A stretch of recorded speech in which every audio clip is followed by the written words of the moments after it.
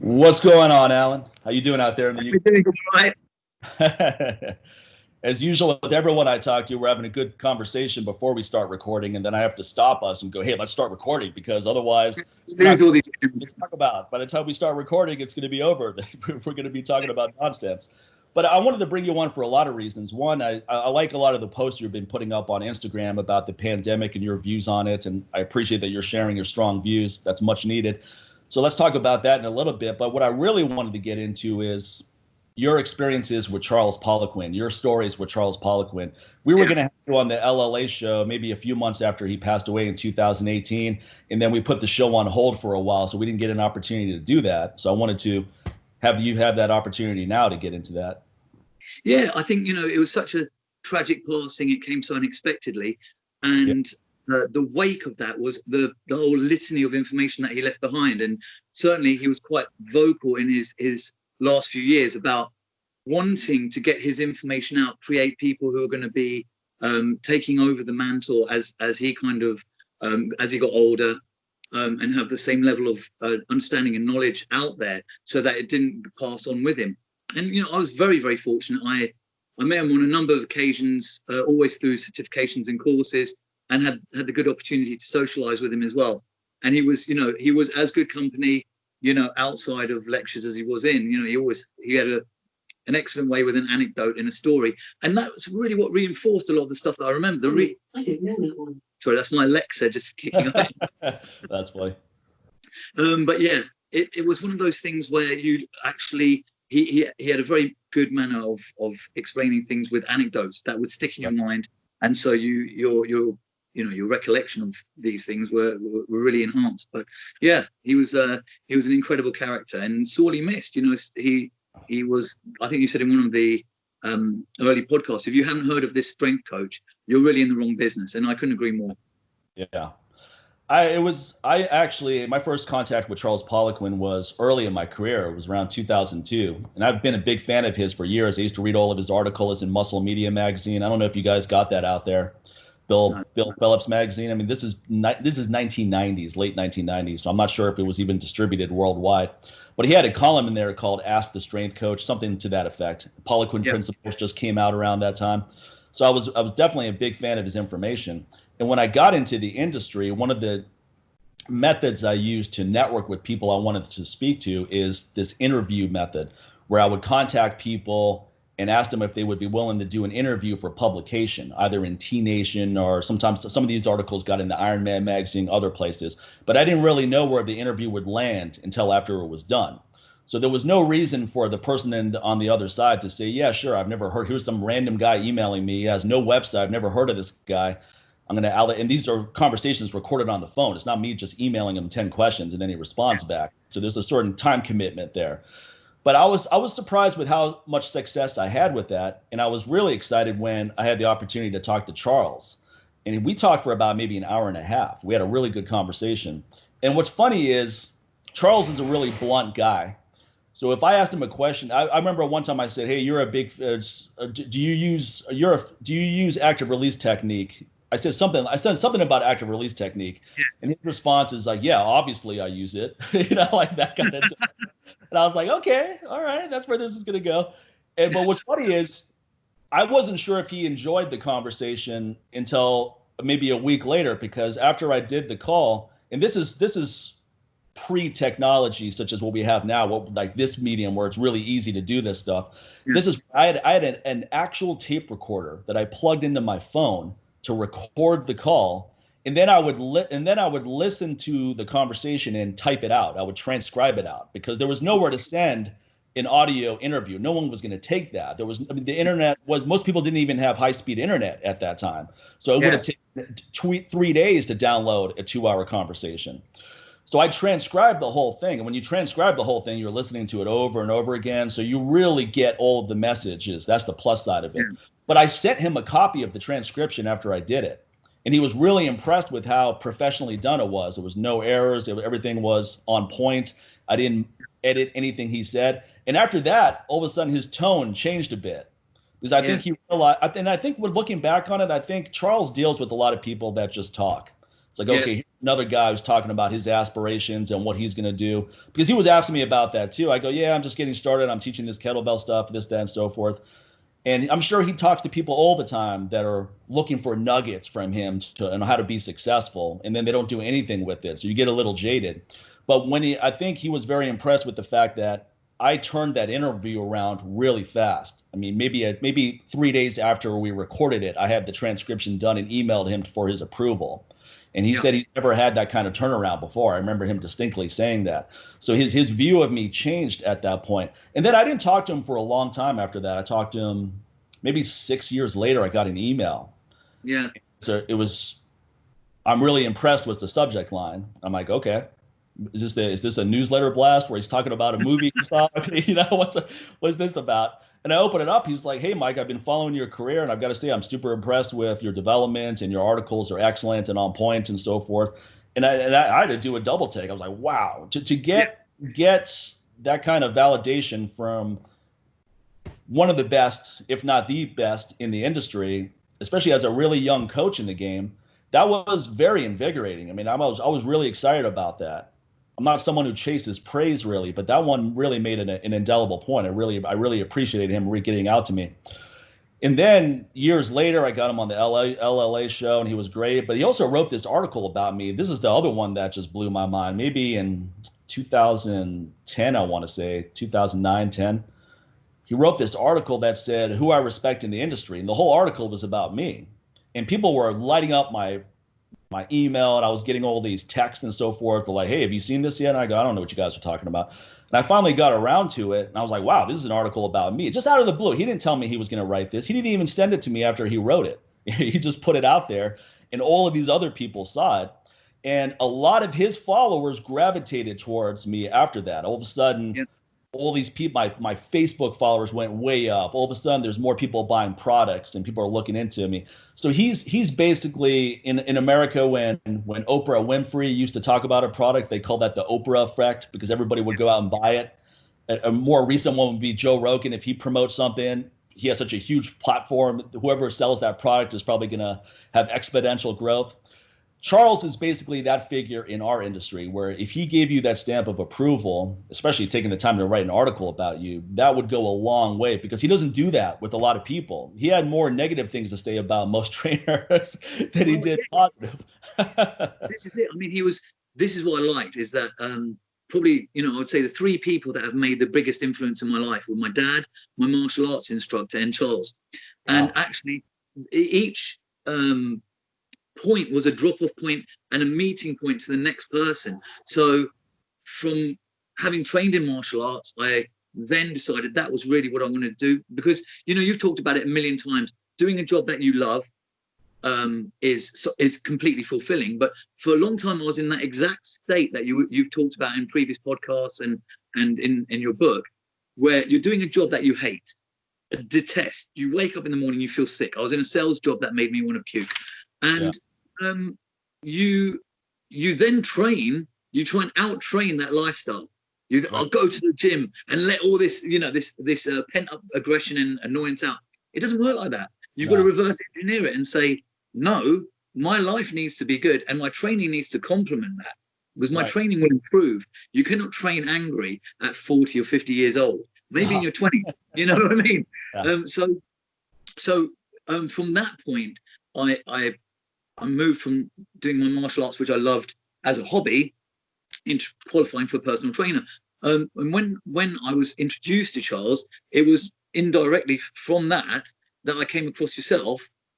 Because of course, and it wasn't so much even the kettlebells that interested me. It was the hormonal optimization. And I wanted to expand my horizons on that. I thought, I don't want to get locked into, even though it's a fascinating, and I still look back now and think amazingly prescient field of information that he was giving out. I wanted to keep opening the door to that and reading more people, even if that contradicted ideas and even if that didn't necessarily, it wasn't always coherent or cohesive, because that's where you learn for yourself. And you're 100% right. I was in a different way. I was very fortunate. As a result of him, I met Christian Thibaudier on a course.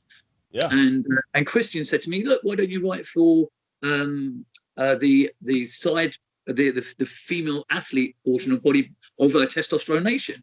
And I was quite early on in my career. I remember just saying something to him in the airport, and he said, "I like that quote. I'm going to use that in my article." That was good enough for me. I was like, Christian's going to use my quote in an article. Right, I'm going to read that. And next thing, he said to me, "Why don't you write?" And I kind of had that imposter syndrome first. I'm like, nah. And I put it off for ages. And I thought, how badly wrong can it go? You know, it's the things you don't do you regret. So I wrote quite a few articles for them. And you know, Charles was very supportive of that, because a lot of them were on hormonal optimization. They were on biosignature and that element. And then from there, he invited me to a course in Dublin, just free of charge. He just said, you know, you've qualified in this one, come along to that one, which was incredibly generous. You know, these were courses that were hundreds of pounds. Yeah. And then the best one for me was, I just opened my emails one day, and he said, you know, you've been invited to a body composition internship in Rhode Island. Let us know if you can make it. So I'm reading through, and it's got the links to all the hotels and everything. I'm like, where's the costing on this? Because this sounds amazing. Look at, you know, Dr. Tom O'Brien talking about gluten intolerance. You've got 2 workouts a day in the facility. It's like a dream come true. So I emailed back and said, this looks like you're just offering it to me free of charge. And they went, we are.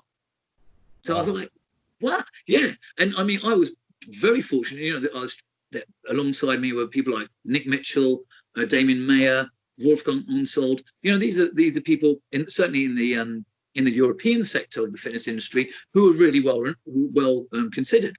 So, you know, I was absolutely, you know, absolutely, I'm going to be there. Do you know what I mean? I have to ask twice. And I saw him at a course between, and I said to him, you know, I wanted to say how grateful I am for that. That's really. And he said, look, you ask some of the more sensible questions, smarter questions in Biosig. He said, the more I show you, the more I teach you, the more knowledge you can dispense, and the better you are. And he said, and it reflects well on my business. You know, you will generate more business for me.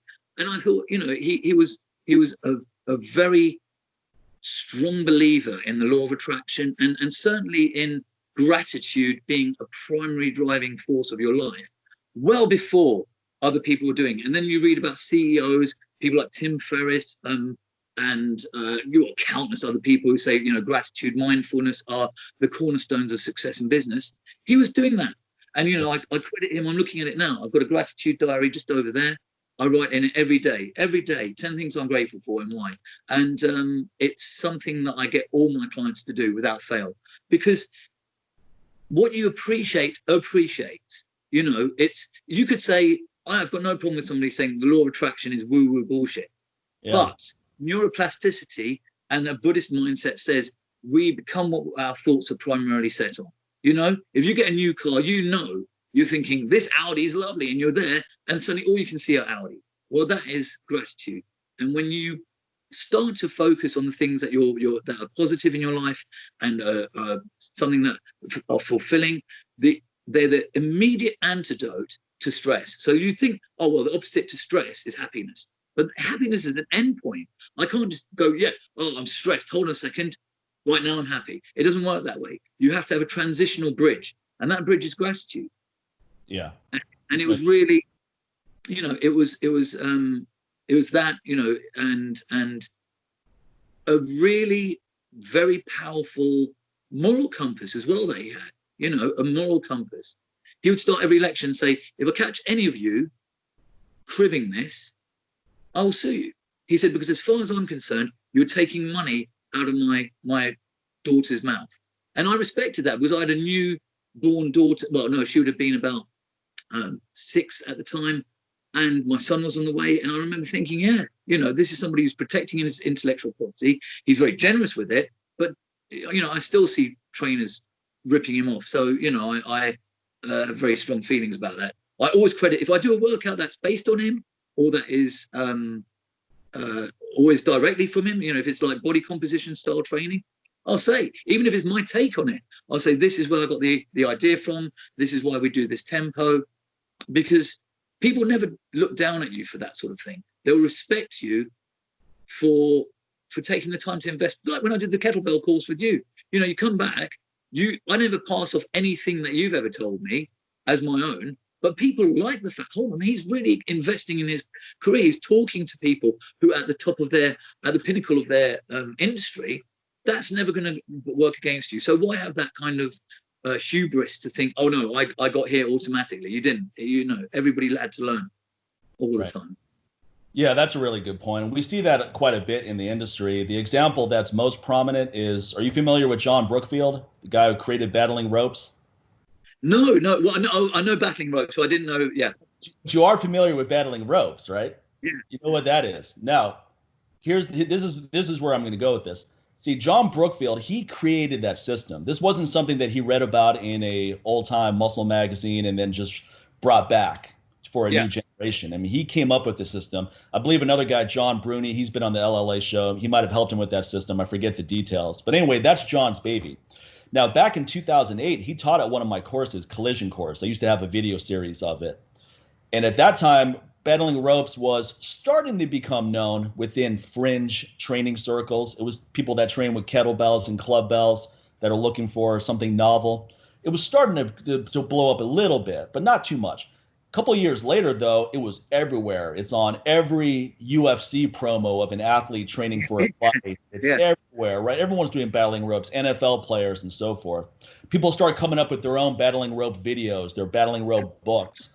Guess how many of these people gave credit to John Brookfield? Zero. Not one. That's why you've never heard of them. Not one person did that. Now, I'm actually going to have Sincere and I are having John on the show in a couple end of the month, and I can't wait to ask him this question of how do you feel about that? Because he's still out there teaching certifications. He's still out there doing his thing, and he's pretty world renowned. He's known as the man with the strongest grip in the world, and his hands are the size of 2 basketballs put together. He's got these huge hands and ridiculous strength. Very impressive guy, but he's not the most marketable guy. And when you look at him, I mean, he's very physically imposing. He's really strong, but he's not some ripped Adonis. And that's why I think people saw an opportunity. They go, hey, I have a way better physique and a more marketable look than John, so I'm just going to take his system. And it was either done, some people I know for a fact did it intentionally, because I know they know Brookfield and probably learned it from him, and they just never gave him credit. Other people, it's probably so down the line that they probably don't even realize that he created it. They learned it from someone else, and then they went off with it. But that's one of many, many examples. And it's like you said, somehow people think that if they give credit, it diminishes them in some way, when it's really the opposite. If I write an article about DHEA and I include Charles' views on it, instead of trying to put his views as mine, so I sound clever, that takes away from the article. It diminishes the article. If I have a quote from him in there, here's what world-renowned strength coach Charles Poliquin says about the importance of the DHEA cortisol ratio. That shows you're well-researched. 100%. 100%. And actually, this goes back to, and it was through your podcast I heard it, the guy who developed Jungle Gym. And I'm sorry, I've forgotten his name. John Hines. Yep. Yeah. Lovely guy. I mean, that was one of those podcasts I listened to on multiple occasions because it really disgusted me as well. Because I thought, here's somebody. And what I actually respected was he was very philosophical about it. He didn't come across as at all angry or bitter about it. But let's face it, his idea was taken wholesale. And you just look at it now and think to yourself, it's he's still out there, but TRX stole the march on that, and we know where we're at with that. It's in terms of the market leader. If I say to most people Jungle Gym, they'll be like, don't know what you're talking about.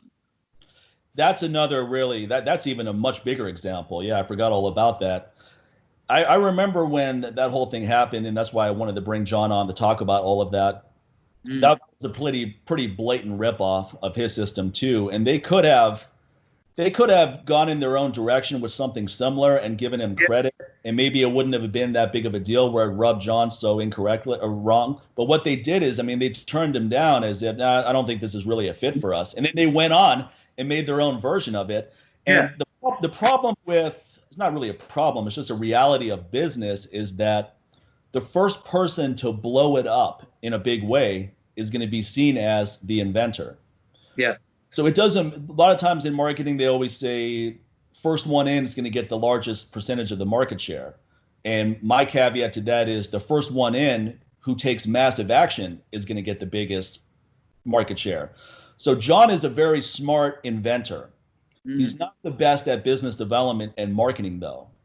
And the lesson he should learn from that is that that's to his peril, how dangerous it is to not be really good at business development. That's something you need to take charge of. And that's something I tell a lot of trainers, is that you need to control distribution.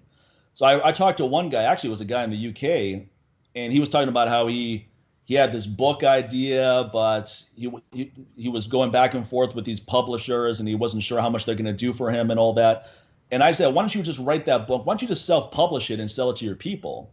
And that idea just went over his head. He goes, why would I do that? Who's going to buy it? That's kind of his mentality.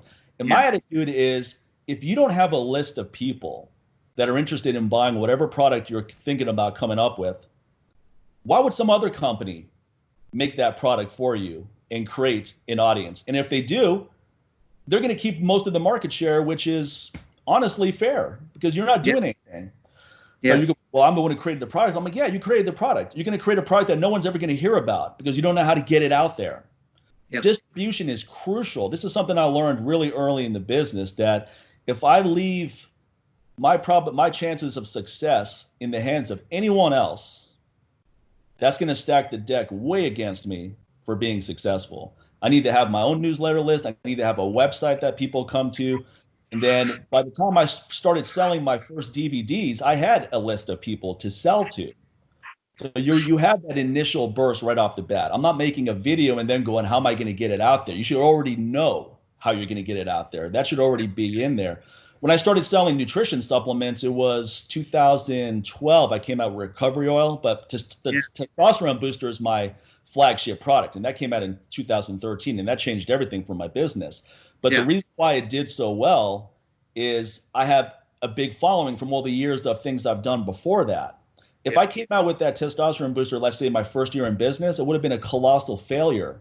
Yeah. And it's expensive to launch a product. This is not something where you just buy 10 bottles and see if it works. You have to commit to usually 5,000 bottles at least initially, sometimes more. So that's a good amount of cash out the door that you may not recoup anytime soon if you don't have your own distribution. And then you're thinking, okay, let me get it into some of these other retailers and so forth. Okay, fine. Most of them aren't going to be interested, and the ones who are going to take at least 50%. Absolutely.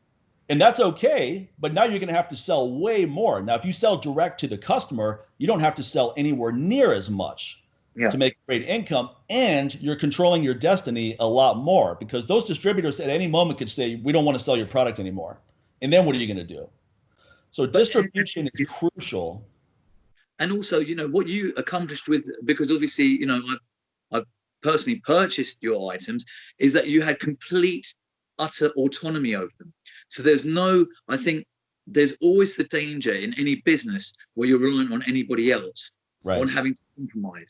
And I think if you're somebody who's reached our stage, you're not prepared to compromise. You think to yourself, this is the vision I have. This is what I want to do. And I've been as guilty as the other guy you was mentioning of prevaricating. And then I reached a point where I just thought, you know what? It's just do it, and then reverse engineer it if there are issues along the way. But you spend so much time faffing around and not committing to things that does not do you any favors, and you just prevaricate.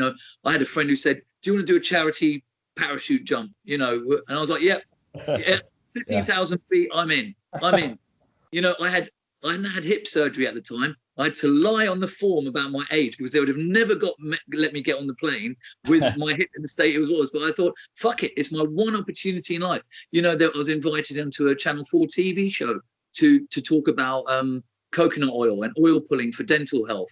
And I was warned off that by so many people. Don't do it. I think it's going to be this. I thought, you know what? I know what I'm talking about. I can argue my case.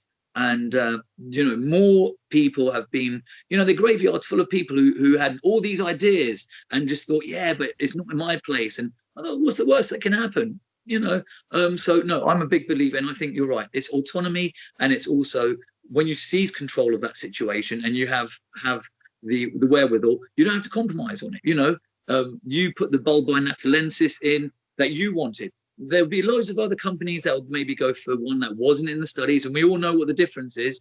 Maybe they're not as many active constituents. And this is an argument I have all the time. When I'm explaining things to, not an argument, a discussion I have with clients, when they're like, well, what's the difference between this and this? And it's, it's the potency, the effectiveness, and also, what you get is not always what's on the bottle. So right. I completely agree. I think that's key. You want to be at the heart of your business. Don't let anybody else write your book. You have to write your book for you. Right. Yeah. I'm going to put this clip up later. I just wrote a couple ideas this morning on why people don't become successful. Just some of the reasons. Now, it's obviously there's more than just 3 or 4 reasons, but there's a couple that really stick out to me because I've just come across them so many times, especially in our industry. And one is the mentality of self-rejection. And this goes back to what you said. You're so worried about a negative outcome that you just reject yourself before you put yourself out there. Yeah. So then obvious an example that men can relate to is you see a woman that you find really attractive and you go, I should go up to her and introduce myself and maybe ask her out to dinner. But then you start thinking it through and you go, she's not going to be interested in me. Why would she be interested in me? I mean, if someone like her, she would have no interest in me. So I'm not even going to bother. I'm not even going to bother doing it. It's like, I'm so smart. I'm not even going to bother doing it. So you basically, you didn't even give her a chance to reject you. You rejected yourself. No, you don't know what could have happened. And who cares if she's not interested? That's okay. Not everyone you talk to is going to be, if in America, right, professional baseball, if you hit the ball 3 times out of 10, you're a superstar. You're missing 7% of the time. And most of the guys there don't even hit it 3 times out of 10. It's more 1 or 2 times out of 10, and you're still on the team. Exactly. So people have this self-rejection is a big one in business too, because I've given ideas to people where they talk about stuff and I go, hey, here's a couple of things that may work for you. And it's always, but, and whenever someone says, but, whatever comes after it is not going to be anything useful. No. I always say, not to toot my own horn so much, but I'm successful in this industry. That's just a fact. So when I'm giving you advice, you don't have to treat it as the gospel, but it may behoove you to just shut up and listen to it and think it through and say, hey, this guy knows what he's talking about. He's actually achieved these things that I want to achieve, instead of thinking you know more than I do when you've achieved nothing. You haven't achieved anything. So you're only an expert on how not to do anything. That's what you're an expert on. You're an expert on self-rejection. And this is it. And in the same way as if you're going up to 10 women and asking them out and you're getting rejected by 7, there's that 30% success rate, and they could be models. But also it's the law of repeated endeavor. You're going to have to, whether people like it or not. I would never have posited myself when I started as the best martial artist, but I was obsessive and I practiced and I put the hours in. And you know what? It's like Charles used to say, success leaves clues. You look at the people who are successful, you model yourself on them because there are commonalities and patterns of behavior that they've all done. And, you just absorb as many of them as you can. And just, and it was the same with martial arts. It's like that Woody Allen joke. What was it? I think it's like 80% of success is just turning up. I just turned up. I wasn't naturally gifted. I wasn't naturally coordinated, but I turned up. And it ended up with me. I was, gifted. I was fortunate enough that I was able to go to China and compete. I went to Malaysia. I competed in Europe. So it's putting the hours in, and the hours have the reward. So like you said, if people want to listen or don't, that's their entitlement. But you're missing a point. It's like Warren Buffett saying to you, Mike, I've got a few ideas on stocks, and you're like, nah, I've done well, thanks a lot, but appreciate the insight, but you're going to listen. Yeah, not only that's a good example, because I actually have listened to his advice, reading his books. Years ago, he said, you're not going to beat index funds, so just put your money in there. And that was when I was probably 26. And that's what I've done ever since then. And it's worked out nicely. I just max out index funds every year, and I just watch it in the long run. Keep going. We're going to have these ups and downs. That's life. Yeah. But in the long run, over a 10-year span, 20-year span, you're going to do really well with that. And it's minimal effort on your part. I'm not a financial expert. I'm not going to do well buying individual stocks, trying to figure out this stuff.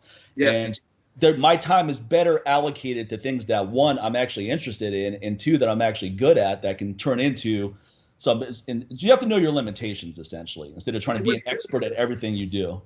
Well, this is, and like I said, that's why I think people can go out and look at a lot of social media or a lot of the stuff that's been posted on Charles in the past.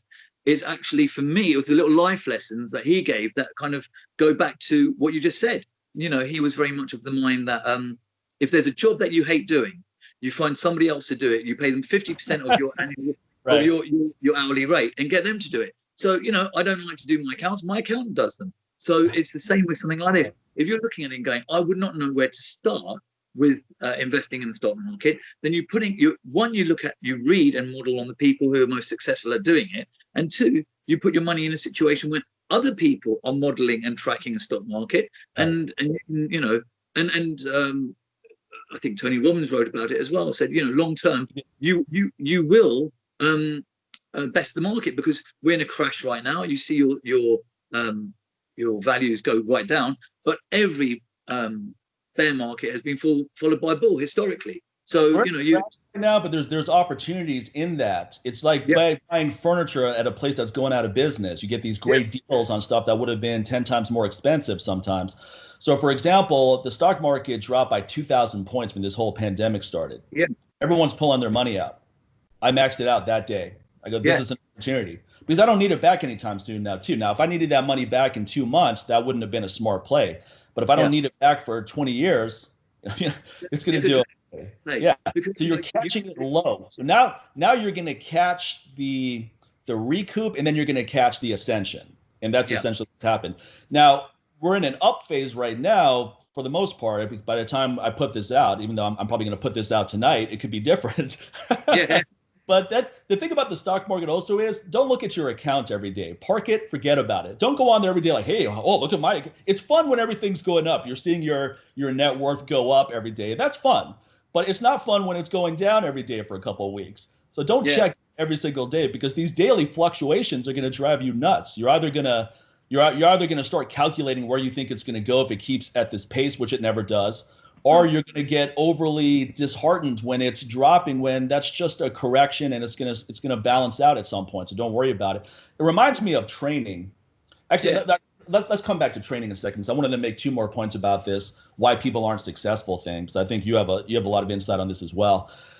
Now, the other one, and this is what happened with you when you were about to do that news program that talk about coconut oil and teeth and gut health, is people around you were like, don't do that. That's a bad idea. See, and that's the second reason why a lot of people aren't successful, because they have friends in the sphere of influence. And sometimes they may be well-meaning. Sometimes they're not well-meaning. Sometimes they don't want you to be successful because it reflects on their inadequacies. But other times they're going, look, man, this is, I know that you think this is an opportunity, but I think it could backfire. And they're just being well-meaning, and it's up to you to decide whether you're going to take that advice or not. But the problem is that if you're trying to be as successful as you can be, I'm not talking about making as much money. I mean, if that's your goal, then that's irrelevant to this discussion. But whatever it is, you want to start a nonprofit organization and help victims of human trafficking. You want to get into real estate and buy and flip houses, whatever it is. That's a fairly big undertaking. There's going to be people around you that just say, that's not going to work. But based on what? What expertise do they have to tell you whether it's going to work or not? And people that are really successful, we're all a little bit crazy because we see opportunities that regular people don't. 9-to-5 guy is not going to see opportunities that entrepreneurs see. Yeah. That's one of the reasons. That's one of the signs that you are an entrepreneur, when you can see opportunities that other people don't see. That's the sign when you have that. That's a powerful gift or a learned skill. I'm not sure which one it is. Maybe a combination of both. But but then you have to have the confidence to keep pushing forward when all the naysayers are saying there's no way that's going to work. No one believed I could pull off a 6-figure income as a kettlebell instructor. No one I knew at that time. My dad is like, he didn't say it, but he looked at me. He goes, "Okay, you're gonna teach people how to lift an iron ball with a handle on it in the park? This is a hobby at best. You'll be back doing that business development garbage you were doing at these internet companies in no time." That was the last job I ever had. Yeah. And he's like, yeah, just give it a couple of months, see how it goes. I go, no. I'm not going to give it a couple of months and see how it goes, because that's a loser's mentality. A winner's mentality is you burn your bridge and this is it or nothing. Yeah. I didn't get into this fitness business as I'm going to test the waters and see what happens. I'm finally in the business I want to be in. I'm finally in the industry I want to be in. And there's no way I'm going to let this opportunity go. No way. This is my shot. This is my way to finally do something I enjoy doing and have great success with it. And I wasn't even concerned about making a lot of money anyway. That wasn't even something that I was worried about. I wasn't thinking, okay, I need to replicate the income I used to have in 6 months, otherwise this is a failure. I could care less about making money. I was so happy to do something that I actually enjoyed doing. As long as I was making enough money to keep going, that was enough. And that's all it has to be when you first start off. So many people are like, yeah, I would talk to other kettlebell instructors. This is after I've had a few years of success. I go, what are your goals with this whole thing? And some people who had only been teaching for maybe a week are like, I want to make 6 figures by the end of the year. I go, you haven't even made $100 yet. And you're talking about making 6 figures. And also, why 6 figure? Why is it always 6 figures, right? That's the other thing. It's such a generic thing. You don't even care. You're just pulling that out because it sounds good. Yeah. What, like $85,000 a year is not enough? It's got to be 6. Then why limit yourself at 6 figures? Why not $1 million? So these arbitrary numbers don't really make any sense either. How about you want to do something you really enjoy doing, and you're going to enjoy the process as a result of that? They're still coming from this 9-to-5 mentality of, I hate what I do for a living, so I justify doing it because I make a good income. So they're taking that mentality and going, I can't justify pursuing what other people foresee as this crazy goal unless I'm making a good amount of money. Otherwise, people aren't going to think it's worth doing. And you know what, Mike? You have absolutely nailed it there. That's exactly what I've been telling my children. My daughter's coming up to 15 and my son's just turned 10. And I just say, look, you've just got to do what makes you happy. You've just got to do what makes you happy. And then you're not working. You're not working in the conventional sense. I've trained clients today, and it's to me it's pleasurable. It's just a wonderful undertaking to be able to see these people, help them on their journey. And I think going back to what you were saying about the naysayers, I always think of a crab, a bucket of crabs, even a bucket of crabs. What you're talking about. That's another thing altogether. That's a weekend in Vegas. Crabs, that happens in Vegas all the time. You go home with crabs, but that's another story. But basically, you've got a bucket full of crabs, and you chuck one in, and it will try and get out, and the other ones will pull it in. Throw another one in. That one's trying to get out, and they're all pulling it back in, including the one that was just trying to climb out. I think inevitably people are. There's a part that is that, don't get me wrong, there'll be some people who are trying to cover your back and they don't want you to do anything that's going to damage your career. But then on the flip side, I think there are people who think if that person makes it or is successful or does something that I couldn't do, that reflects badly on them. They think, no, just come back to here. It's people when they're trying to lose weight and they've got partners who are like, no, just have a takeaway tonight.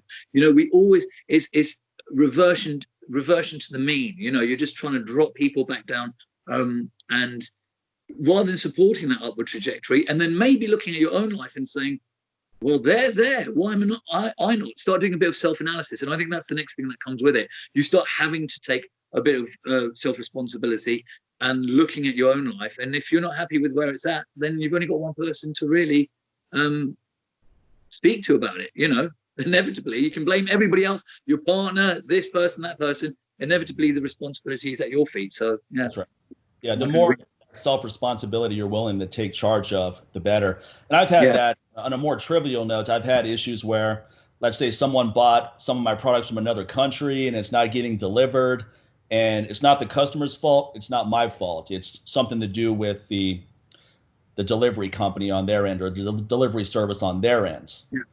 But whose responsibility is it to make it right for the customer? It's still my responsibility. Yeah. So I can't go back to the customer and say, hey, we did all the right things. We sent it out, and I don't know what's going on with your mail delivery service, but you need to talk to them and let me know what happens. Now, sometimes I will say, hey, just contact them and just let them know. And they get back to me and say, I don't know what they're not giving. They're just giving me the runaround. I go, let me just send you another order then. I don't want you to waste any time with this. And I've actually gotten to the point now where I don't even tell them to look into it. I just say, let me just send you another order, because I have to take responsibility ultimately for this. You bought the product from me. So at the end of the day, I can't just deflect the responsibility to someone else. Now I can try to do that later. I can just send the customer a new order, and then I can look into what happened and all that in the interim if it's worth my time. But I can't leave the customer hanging, even if it's not directly my fault. It's still my responsibility. So that's the way you have to look at these things if you want to flourish. Otherwise, people are going to be unhappy, and when they're unhappy, they're going to talk about being unhappy, and that's not good. About whether it's your fault or not, that's not going to be good for your business. But don't you find that's what gives you most pleasure, is the fact that all the benefits and all the prestige that your business can have is your work. So you're not contingent on anybody else. So when you look and somebody posts, you know what, brilliant customer service, could not have asked for a quicker turnaround. I had issues with the product and he absolutely nailed it. I couldn't recommend the company high enough. That is the moment where, like you said, because you came from it's a different job, but from when I read your book, I remember thinking his level of dissatisfaction with his work is definitely up there with mine. My proudest day was being actually turfed out of one of the cash and carries where I used to have to take orders, because I took a stand in a meeting where they were trying to pull a fast one, and I just said, no, I'm not having it. We're having people made redundant, and this is just ridiculous. What they were trying to do was basically borderline fraudulent, and they said, well, you shouldn't come back in. And I thought at that stage, I just cannot stand working anymore for a company or companies where my loyalty isn't necessarily rewarded, and also where you think you're making money for other people. All the success you have is down to you. All the failures you have are down to you. You have it's ultimately taking full self-responsibility and moving on from there. We get things and obstacles in our way. I don't doubt it. I'm not saying that every negative aspect that happens is completely somebody's fault, but as soon as you take responsibility from it and move on, then you are in control again. You seize control once again from the situation. So yeah, I couldn't agree more. And I think another one that I've been thinking about recently, just another impediment to success, is when people that are successful take the time to help you out and you put them in a position where they have to follow up with you on what they asked you to do. That's a sign of serious disrespect. Yeah. And I think of when Pavel Tsatsouline and I had lunch one time. This is when I was in the Dragon organization, and I was talking about how I was using kettlebells and I was combining it with Charles Staley's EDT system, and it was working really well for muscle building and so forth. And he goes, "Hey, write an article on that." He goes, "Write an article on it, and I'll see if I can get it into Muscle Media magazine." He actually took over Charles' column in Muscle Media magazine. They ultimately went defunct, but it was a pretty good magazine at the time. It was more focused on information than covering bodybuilding contests and things like that. And I went home right after that lunch and started writing that article. And I had it finished by the end of the day and emailed to him. And even he was like, "Wow, that's a turnaround." And I was like, "You are going to go out of your way to help me out." Yeah. For just being a cool guy. Yeah. The least I can do is respect that and not waste your time with, "Oh yeah, let me work on that. I'll get back to you." Yeah. And then 3 weeks go by and I haven't sent him anything. "Hey, Mike, did you write that article yet?" And first of all, he's probably not going to do that, because I wouldn't do that for someone either. I try to help someone out. I'm not going to follow up with them. It's like, either you're going to do it or you're not. And if you don't see the value of doing it, then I'm going to move on. So that was my mentality too. And I've had many examples of trying to help someone in the industry, and they just don't do it. They just don't turn around in any. I've offered to do videos for people before. I go, "Let's team up and do a video. Just come up with a concept and send me an outline of what you want to do." And they never did it. I had one person I offered to do a video project with, and maybe a year later, this person gets back to me and he says, "Oh yeah, I'm still thinking about what you offered." I go, "Well, you're the only one, motherfucker, because that opportunity's gone." You kidding me? You think I'm just sitting around waiting for you to get back a year later? Like, that opportunity is still there. That opportunity is gone.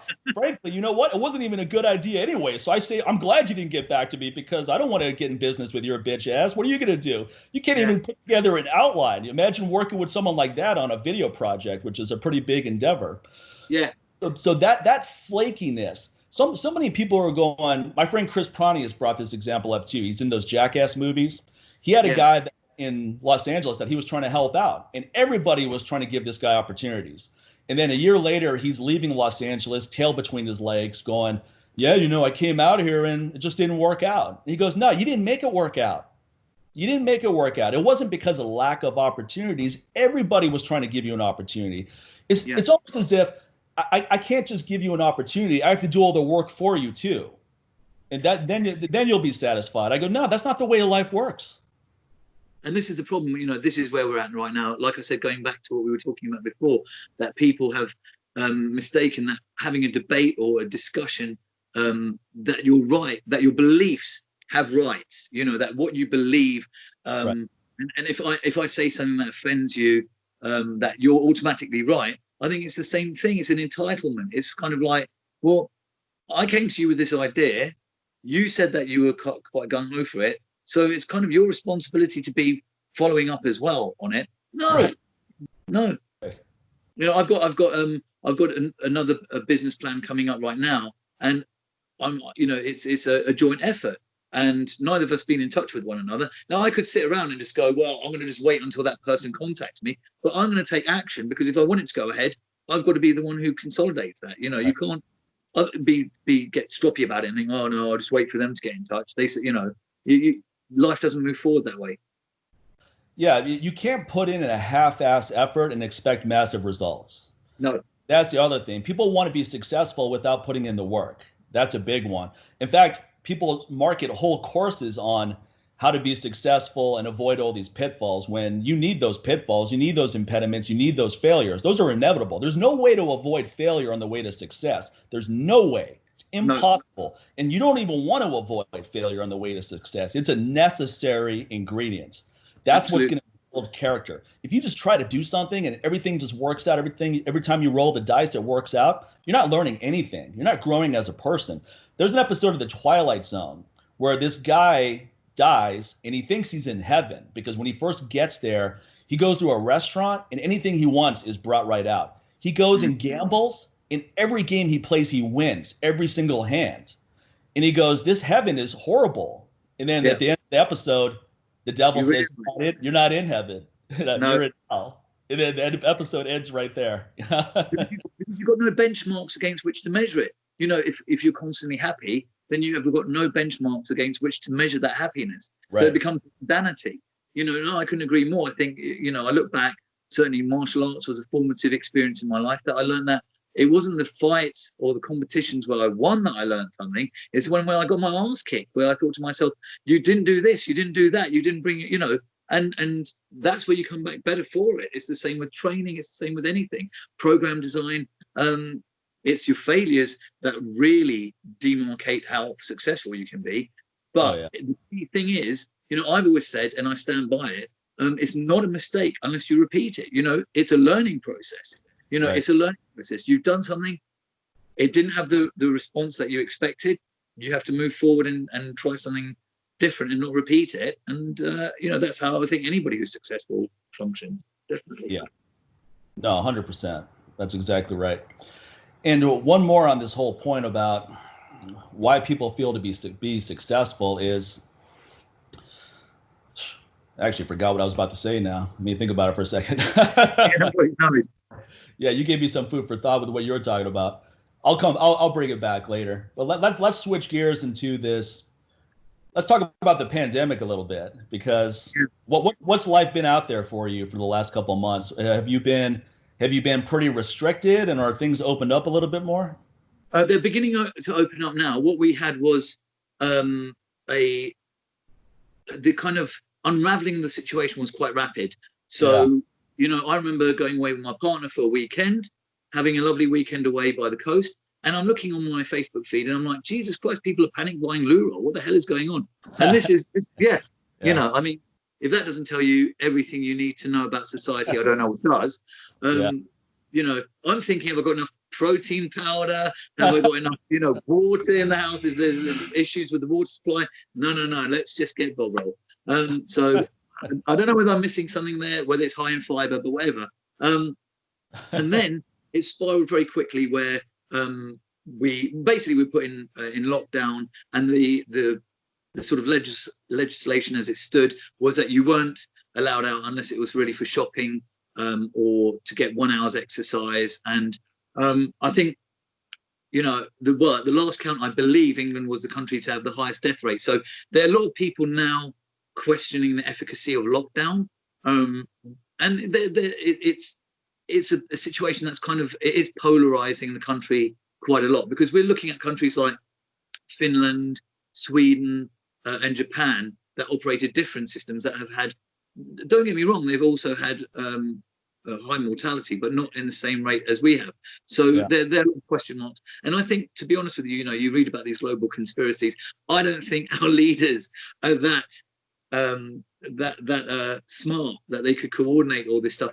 I think what happens is that in situations like this, you double down, don't you? If you're going to do something, you can't go, okay, we made a mistake, we overreacted. Right. Everybody. I'm very, very blessed. A lot of my clients are in the medical field, so I talk to them.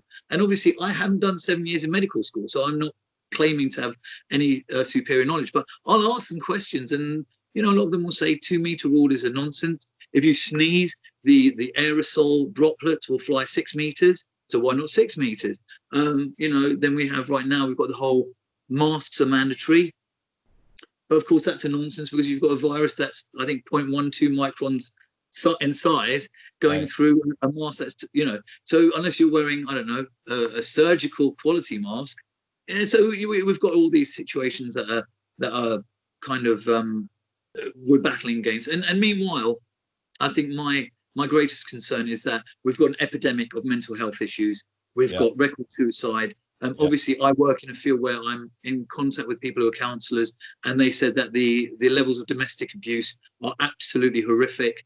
That child abuse, going back to your friend Ty Ritter, who I can't admire more. What that guy does is incredible.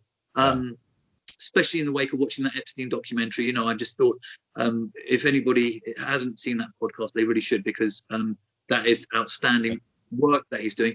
But we're looking at a situation where, and this is my opinion, the net effects of the actions we've taken are going to be worse than the projections of the disease. So we've got a decimation of an economy. That's a fact. Okay, we'll probably go into a global recession now, maybe 10 years. On top of that, it's a well-known economic statistic that for 1% of unemployment, for every 1% unemployment goes up, 80,000 people die. Sorry, 40,000 people die. 40,000 people die as a result. Now, that's more than all the people who died of coronavirus in this country. And we're looking at, it will definitely be more than 1% unemployment increase in this country. So, that's where the situation is, and it's a concern. It's a concern, and not least as well, because I think that we're in a kind of, like, for want of a better word, it's like flat earthism gone rampant. We don't go, okay, what can I do about this? How can I take self-responsibility? This goes back to the conversation we had. How do I take self-responsibility for this? Right, I'm overweight. I don't do any exercise. I smoke 20 cigarettes a day, and I'm 39% body fat. But we just wait around for a vaccine. We wait around and go, do you know what? Fuck it. I'm going to sit on my sofa. I'm going to do nothing. I'm going to watch Netflix, and I'm just going to wait till till Bill Gates comes up with something. And you think, I don't know, when did we rely on Milhouse from The Simpsons to provide healthcare? He can't keep viruses out of Windows 98. So why are we suddenly thinking that he's going to be able to? Same point. Yeah, exactly. Quite frankly, if I want to talk about kettlebell training, I'm talking to you. If I want to talk about how to clear cache and defrag my laptop, I'll phone Microsoft support. So I'm at a loss as to understand that. But I do think it's once again, I don't necessarily think it's I think large corporate interests step in at this sort of juncture and say, right, this is a great opportunity. As far as I'm aware, R&D in the pharmaceutical industry has taken a bit of a hit over the last years, and so like we all know in our industry, you've got to generate business. So how do you do it? Well, what you did was you segued from kettlebell training, you did ebooks, you did seminars, and then you started your own line of supplements. So it's diversification of your business. Yeah. If you're in the pharmaceutical industry, you need new illnesses, and preferably where you can turn around and say, well, we've got a successful result with this.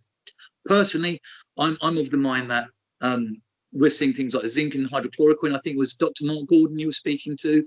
Some very interesting results with that.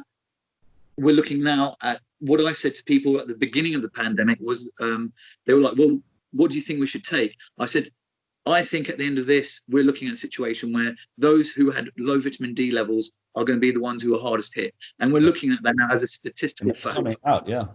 Yeah. So, I even heard that they're potentially using it for treatment protocols, or certainly it was mooted that it was going to be used as another test. That when you go into ITU, one of the tests that they would give you is to check your vitamin D3 status. And so I think that there are safer, more efficacious methods than vaccines, and I've got my own views on that, which, we can go into. But I quite frankly, I think even if vaccines are completely and utterly safe, no negative implications whatsoever of them, why aren't we just saying, well, we've got a global, a national epidemic of obesity. Let's tackle that. Tackle that. It would be a lot cheaper. You could have subsidized personal training, subsidized nutrition. Absolutely. If the government approached me and said, would you be prepared to do some free talks or whatever? I'd be happy to. Happy to. But of course, for whatever reason, that's not on the table right now. It was never part of the narrative in America either. And we here in Las Vegas, we were never as restricted as what you're describing. I could leave the house anytime I wanted to. There just wasn't really anywhere to go besides the grocery stores. I took my dogs to the park every day as I normally do, but all of a sudden everybody in town was coming to the park because there was nowhere else to go. So the park was Grand Central Station now. Yeah. And now we're starting to get back to normal, thank God, because that really ruined our really nice park out here in the neighborhood. Yeah. We weren't that restricted. I mean, it wasn't where I could only leave the house for an hour, or I mean, there were people driving around. I don't even know where they were going. There were a lot of cars on the road at all times. I think people were just bored. They go, let's just get in the car and go drive around. Let's go see what the strip looks like right now. It's never going to be like that again. So it wasn't as bad here. And my business wasn't really affected that negatively, fortunately. Initially, I thought it might be, but it really rose to the occasion. I mean, it actually showed that this business model can sustain itself through some pretty serious situations. So I was happy about that. But that doesn't mean that I'm not thinking about all the other people who were affected. Just because I'm doing okay, it doesn't mean that everything's okay. There's a lot of people out there, especially in a town like Las Vegas, where it's a hospitality town, where a lot of people come here for tourism and so forth. There's so many jobs that are predicated on that. Yeah. And when that whole industry shut off, it became really problematic. But going back to your point, there was never anything in the news about there's never been a better time to take charge of your health. Yeah. Make your respiratory system as resilient as possible. Make sure your vitamin D levels are optimal. Make sure you're taking vitamin C. Eat a lot of fruits and vegetables. Eat a clean diet. Eat organic food. Those are all things you should be doing anyway. So it wouldn't have been controversial even to put that out there. Is it really controversial to say, eat some fresh organic food, no matter what your dietary is? I don't care if you eat meat or you're a vegan or whatever. Eat the highest quality food you can get. That wouldn't be something where it'd be like, if there's any backlash to that, we're a really soft society, And then exercise. When you look at the statistics of people that are dying, it's generally the majority are people with high blood pressure, with diabetes. Maybe they were cancer survivors. They had some kind of compromised health issue. Now, there have been some people that were healthy that died or had serious symptoms, but that's the minority. And there's even been people that they showed in the news like, oh, look at this guy. He's a bodybuilder. He's 6% body fat, and this guy almost died from it. And they're trying to use that as a example of someone who's really healthy. Yeah. And in my mind, I don't know if that guy's healthy. I don't think he's healthy just based on his body fat percentage. For all I know, he's a total stimulus addict. This guy could be taking 500 milligrams of caffeine before each workout. He could be sleeping 5 hours a night. He could be genetically gifted. That's why some people I know who are genetically gifted, they're ripped no matter what happens. They could eat anything they want, and they're So just because someone is lean and looks like they embody health doesn't mean they're healthy. That person could have low testosterone, which is really important for your immune system, Yeah. low growth hormone, crucial for your immune system, DHEA. It's way more complex than, oh, he has a good physique, so he must be healthy. And see, even healthy people can succumb to this. So it was this negative narrative, as it's almost like you're telling people, don't bother trying to be healthy because that's not going to help. Just wait for the vaccine and just wait for some drug intervention. And then also talk about a missed opportunity. It was about 2.5 months here where people were stuck at home, and a lot of people are getting these stimulus checks and unemployment. Okay, fine. What are you going to do at that time? Are you going to sit around and watch TV all day like what you're talking about? Or are you going to finally say, hey, finally, I have time? It's always, my excuse was always, I don't have time to work out. All right, well, now you have all the time in the world. You can work out 3 times a day if you want to. At the very least, you could go for a 1-mile walk and build from there every day, and then start looking at how to improve your diet instead of eating garbage all the time and thinking you have no control over any of this stuff. Me personally, I made respiratory health a priority. And I was already making it a priority because I had a horrible case of the flu last year, which turned into pneumonia. Right, yeah. And honestly, it took months for me to feel good after that. It really fucked me up. I mean, my lungs got filled up almost like the pneumonia I had in 2002. So this isn't even the first time I had pneumonia, but this time I recognized the signs. I got treatment a lot faster. I actually had a company come over here that provided emergency care treatment in my living room. So that was really convenient. I didn't have to go to an emergency room, but I needed that treatment. And it didn't take a long time for me to get my strength back. Lifting weights is maximum effort. A couple of weeks I was back to where I was before that. But my energy and my cardiovascular health took a big, big hit. Just going for a long walk, I would be tired afterwards. And even when I was lifting heavy weights, I would have to take long breaks between sets because I was just exhausted, just mentally pushing through it. So I realized then I really need to take charge of my cardiovascular health. I've sidelined it for too long. I've been too focused on all this maximum effort stuff, and I'm naturally good at endurance, so I didn't really feel like I needed to allocate time towards it. But blood pressure was elevating. My glucose, which I was usually really good, was starting to elevate. So I need to do some additional interval training type work.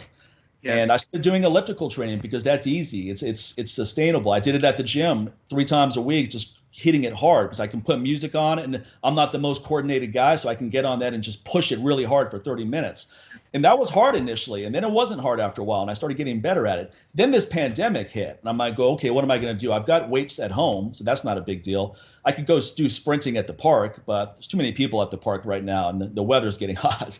So I need something that is convenient. So I actually bought a gym quality elliptical trainer for the house so I could get that in, and I was doing that 3-4 times a week. And people are like, oh, are you even lifting weights anymore? I go, yeah, I'm lifting weights twice a week right now, maintenance. But right now the focus is respiratory health, so that if I come in contact with this virus, if my lung capacity is at a super high level, let's say it's normally here, and then I get hit by the virus and now I'm all the way down here trying to deal with it. But if I have it up here and I get hit, now I'm here in the middle. So my chances of recovery are a lot more pronounced. And also the fact that I had pneumonia last year makes me more susceptible. So that was more reason to really make sure my respiratory system is on point. But also sleep. Make sure your sleep is optimal. That's when you rejuvenate. Get 8 hours of deep sleep every night. There's no excuses right now. You don't even have to wake up for anything tomorrow. 8 hours of deep sleep. That should have been a priority. Healthy eating, priority. Some kind of physical exercise, priority. Fresh air, priority.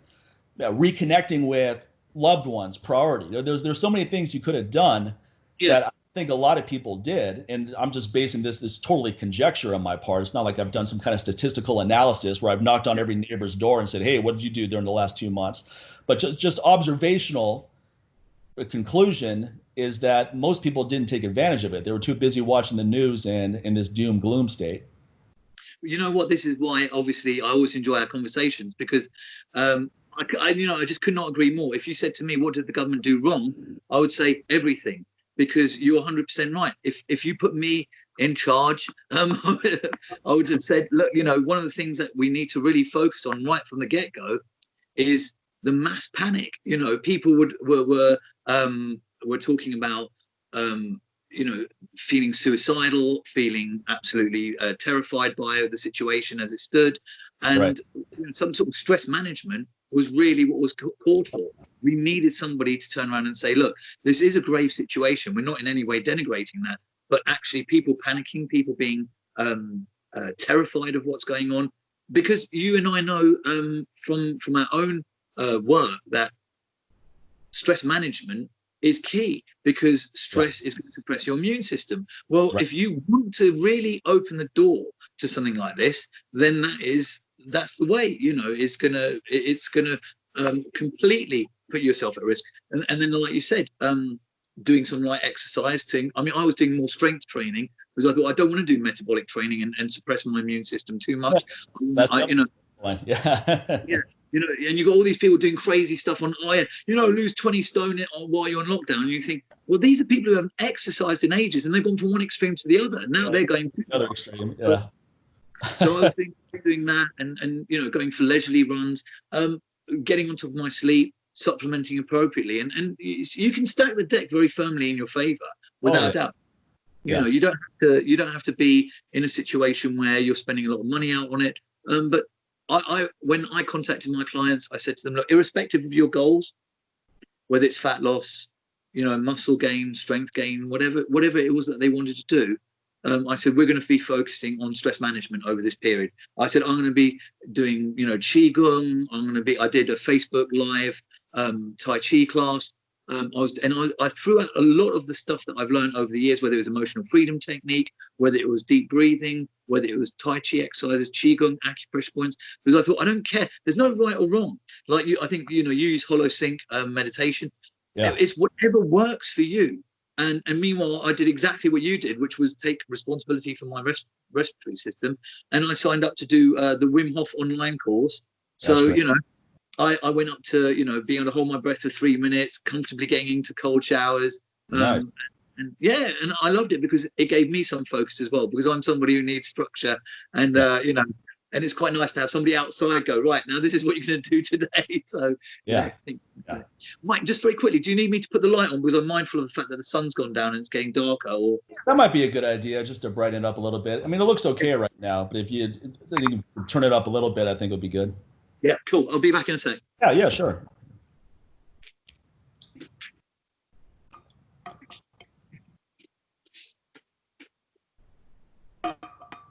There we go. That looks good.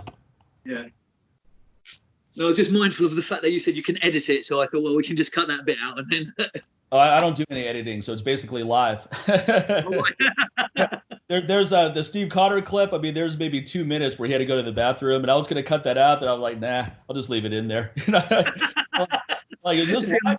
It's not live, but it might as well be, because there isn't any editing. I haven't developed that skill. The only thing I know how to do right now is get on Skype and push record, and then push stop recording, and then upload it. So anything beyond that is beyond my skill set at this point. I'll pick those things up as I go along. That's why I'm only talking to my actual friends right now, instead of having Robert Greene on, where he's like, hey man, you put up my clip and there's 5 minutes of me walking around the house in between this and that segment. No, I'm not playing that game. Yeah, actually, I just thought of this other success point. So let me just flip gears. This is how my brain works. I'm real schizophrenic. I just go from idea to idea. But the other thing I wanted to say about reasons why people don't, one of the other impediments to success, and this is one more on the compromises people feel they need to make to be successful. Yep. Like you were talking about how, hey, I'm putting up stuff on Instagram that's deemed as controversial, and maybe I shouldn't do that, but it's important to you and it's authentic to you to put that up, because those are things you believe. So you're not putting it up to be controversial. You're not putting it up to get some kind of viral post. Those aren't your motivations. And I think what happens to a lot of people is when they get into this industry, or any industry for that matter, is they lose themselves along the way. Who they are is gone now. And if you lose yourself in the process, it's not a victory at the end. You had to become something that you're not. You felt that you had to be inauthentic, and that's the trade-off you made. And now you have to continue to be inauthentic. You have to play this person you're not. You have to be in character all the time, because that's the way you've presented yourself. But if you come out of the gate authentic, and you're going to take some flack for being authentic, that's comes with the territory, but so what? You'll actually be less stressed, because you're not trying to be something you're not. Yeah. you're gonna be much happier because you don't have to put on this facade, and you're not gonna have this weight on your back of, if I run into someone, I need to go into character. If I'm about to give a lecture somewhere, I need to turn this up. And we all go through different stratums of our personality, so it's not something where you're always the same person to everyone in every situation. But at your core, your values and how you present yourself, that should be consistent. So if someone reads my book or meets me in person or watches my video or sees a clip on Instagram, there should be some consistency among all of those mediums, rather than just like, wow, he's totally different than his book, or he's totally different in person than he was on that. And there's going to be a little bit of variations, but there should be a level of consistency. Then you're going to be a lot happier with whatever you do. And this is the thing. I think that at the end of the day, you've got a situation where people are, you can't be, I'm uber confident when I'm online, I'm like this, and you talk in a certain way. And you get that a lot. Like, you put your finger on it before. We've got these Instagram influencers, a load of bullshit online. People who trade off this faux authenticity, right? And it's bullshit. I've taken a lot of steps in my professional career that people thought were mental. I learned emotional freedom technique, which is a system of tapping various acupressure points to release negative emotions, and people are like, oh, that's woo-woo bullshit. And I was prepared to, my view has always been to counterbalance that with understanding and research. So if you said to me, well, all right, but how does it work? I don't understand it. Then you can't just go into stuff, one, because it sells, and you get a lot of personal trainers who do that. You get them, oh, this is all the rage, that's all the rage. And they sell, I've never done anything unless I was passionate about it. My first course with Charles was nothing to do with his program design. It was because a friend of mine had come back and said, look, he's got this system that spot reduces fat. And, if you've got man boobs, you take zinc for it and all of this. And I was just like, that sounds, well, it sounded mental, but also it was fascinating. Yeah. So I started to read about it. And, for me, I'll be blunt, I think what Charles did, which was genius, was he packaged functional medicine and basic functional endocrinology into a package and sold it as, this is a fat loss method. But do you know what, truth be told, I primarily used it for things like clients with sleep disorders, clients with chronic joint pain, clients with gut dysfunction, because actually what I got from it was like saying, look, I bought you a Porsche, it's outside, you could just drive up to the local 7-Eleven and buy a Sprite in it. That's kind of using it for such a minimalist approach.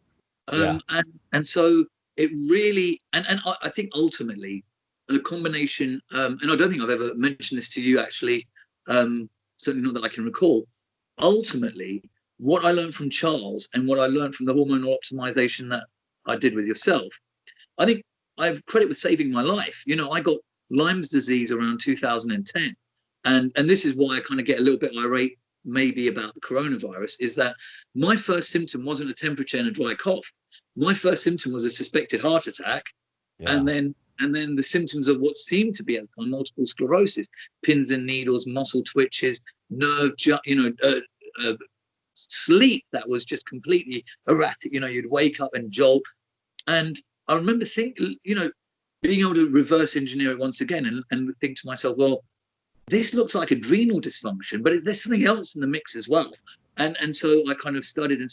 And I don't think I would be around had it not been for the resources that people like Charles and yourself gave me, because I went, back to basics, taking a lot of magnesium that calmed the muscle spasms and the nerve pain. And then I started researching it in earnest. So, another, sorry, while we're slight sidetrack, but, I wanted to mention it. I don't think you realize sometimes the net effect of things like your podcast generally, because I listen to a lot of the ones with Dr. Mark Gordon, specifically about head injuries, the damage it does to the HPA axis, DHEA issues. And a very good friend of mine was boxing, was knocked out, had a brain bleed, and months later, after recovering ostensibly, was talking to me about all these issues he had around things like libido, about just feeling like, what we call, just like, I can't be bothered to do anything. I don't feel get up and go. Little moments of temper. Yeah. And I said, you need to go and see somebody about this, because it is, it's what I consider to, and unfortunately, like I said, I'm a personal trainer. I'm not a doctor. I'm somebody who's got an interest in hormonal optimization, and I know my limitations. So I was like, but as a springboard, download these podcasts, listen to them, and reference them. So if you do find yourself butting heads with the medical fraternity, and I found that myself, when I was going, it's all in your head, all this crap. You're being told that it's psychosomatic. That at least you've got something that you can actually point at and say, well, listen, this guy's a real expert in his field. You might want to listen to it and take it from there. So my point is that the information you give out, it might be a 1 week podcast. You might think, oh, that was a good one, but the net effect and how it can impact on people's lives can be very, very profound, Well, that's great to hear. And that's really the most exciting aspect of doing something like that is that you're putting out potentially life-saving information. The episodes with Ty Ritter, you're putting a spotlight on a serious issue in an organization that's actually doing something about it. So that's been those are the kind of episodes that I enjoy doing the most. Yeah. Doubt. And what's interesting, when I first got into hormone optimization, I first started researching it. I was going through libido issues myself at the time, and depression. And depression is something that I always have, but optimizing hormones has allowed me to manage it way more effectively than before I learned how to optimize hormones. So it was more mood and just lack of sex drive and lack of zeal for life. And this is after I'd gotten into the business. So I knew it wasn't because of what I was doing for a living. It was easy when I was depressed, when I was doing something I didn't enjoy, because you could just say, okay, it's because I'm doing this. But when you're still feeling depression, maybe a year or two into doing what you really want to do, then you have to start looking for other clues. So I got into hormone optimization then, and most doctors you spoke to about hormones, and it hasn't changed much, but then they would just say it doesn't matter. Like, oh, testosterone doesn't matter. Your levels are supposed to go down as you get older. I would hear that a lot. They go, as long as you're in range, they felt like it wasn't an issue. Okay, well, if the range of testosterone is 280 to 1200, that's a pretty broad range. Yeah. You're trying to tell me that if I'm at 282, that's enough, because I'm actually on the statistical range. And that's all that is a statistical range of people that have gotten tested. Yeah. 1,000 people got tested, and here was the range. Yeah. So if you're in that range, you're okay. It's normal. Well, normal doesn't mean optimal. I don't care about normal. I care about optimal. And every man has a number for every hormone that's optimal for him. So you may need to be at 850 to feel your best. I may need to be at 700 to feel my best. Someone else may only need to be at 500 and they feel fantastic. Someone else may need to be at that 1200. You don't know. You don't know until you start playing around with these things. And I think what also happens is that as people get older, they get used to the decline, because the decline is not happening right in front of you. It's happening very gradually over time. It's a gradual erosion. Right. So you don't, if it were dramatic, in other words, one day you have a great sex drive and then the next week it's completely gone, then you're going to be like, whoa, what's going on here? I need to do something about it. But it's a gradual decline. It's like, hey, I'm losing a little bit of muscle mass, but it's not that big a deal. Then over the course of 5 years, your physique looks completely different, or your mood's a little bit off, and you're like, yeah, it's okay. I'm just getting older. 5 years of declining, now it's a serious depression, and it could be a hormonally related depression. It's related to your endocrinology, not your natural biochemistry or your circumstances in your life. So the hormone stuff, to me, when I looked at it, I go, this is such important stuff. Why isn't anyone really talking about it? And really, no one was talking about it in our industry. I learned later that Charles was talking about it, but it wasn't something that is as widespread as it is now. Now you see hormone optimization left and right, and everybody thinks they're a hormone optimization expert. They read one book, and Jillian Michaels wrote a book on hormone optimization, and she doesn't know jack shit about it. But it was just a buzz term now. It's like, hey, everyone's talking about a hormone, so that's the next thing. And that's the problem with the fitness industry and any industry, most likely, is that people jump on to whatever the current trend is. So when I first started doing kettlebells, nobody's doing it. It's not a trend. Then it became a trend, and everybody jumped on it. Now it's ubiquitous. Kettlebells are everywhere. Yeah.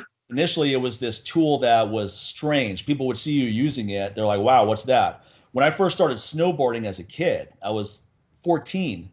I would go to a ski resort, and my brother and I would be maybe 2 of 10 people that actually had snowboards. Everybody had skis. So every time you got on the chairlift, someone would be like, "Wow, what's that? And how'd you get into this?" It was a novelty type thing. It was considered strange. In fact, a lot of skiers didn't even like snowboarders. It was almost this battle, like, "Why are you doing that? Why can't you just ski?" I was like, "I'll tell you what, I hate those fucking boots. They're the most uncomfortable things in the world." And snowboarding just looks cool. Remember Roger Moore in Beat Away Kill? That's what got me into snowboarding. That scene at the very beginning of the movie. And that obviously wasn't him. It was a stunt double. But I go, I want to do that. That looks cool. And then all of a sudden snowboarding became trendy. Now if you go to a ski resort, it's more snowboards than it is skiers. So these things happen like that. People jump on trends. The problem is that when someone jumps on a trend and now you have all these voices throwing in their 2 cents, most of those voices are nonsense. They're not adding any real value to it. They don't know what they're talking about. And that can be really confusing to someone who's trying to learn more about this, because you read one book and you go, okay, I think I have a grasp of this. And then you read another book, which is totally antithetical to the first book you read. And now there's a level of confusion. So that's why I like having legitimate experts, Dr. Mark Gordon being foremost in my mind. When I think of the #1 legitimate expert on hormone optimization, I think of him.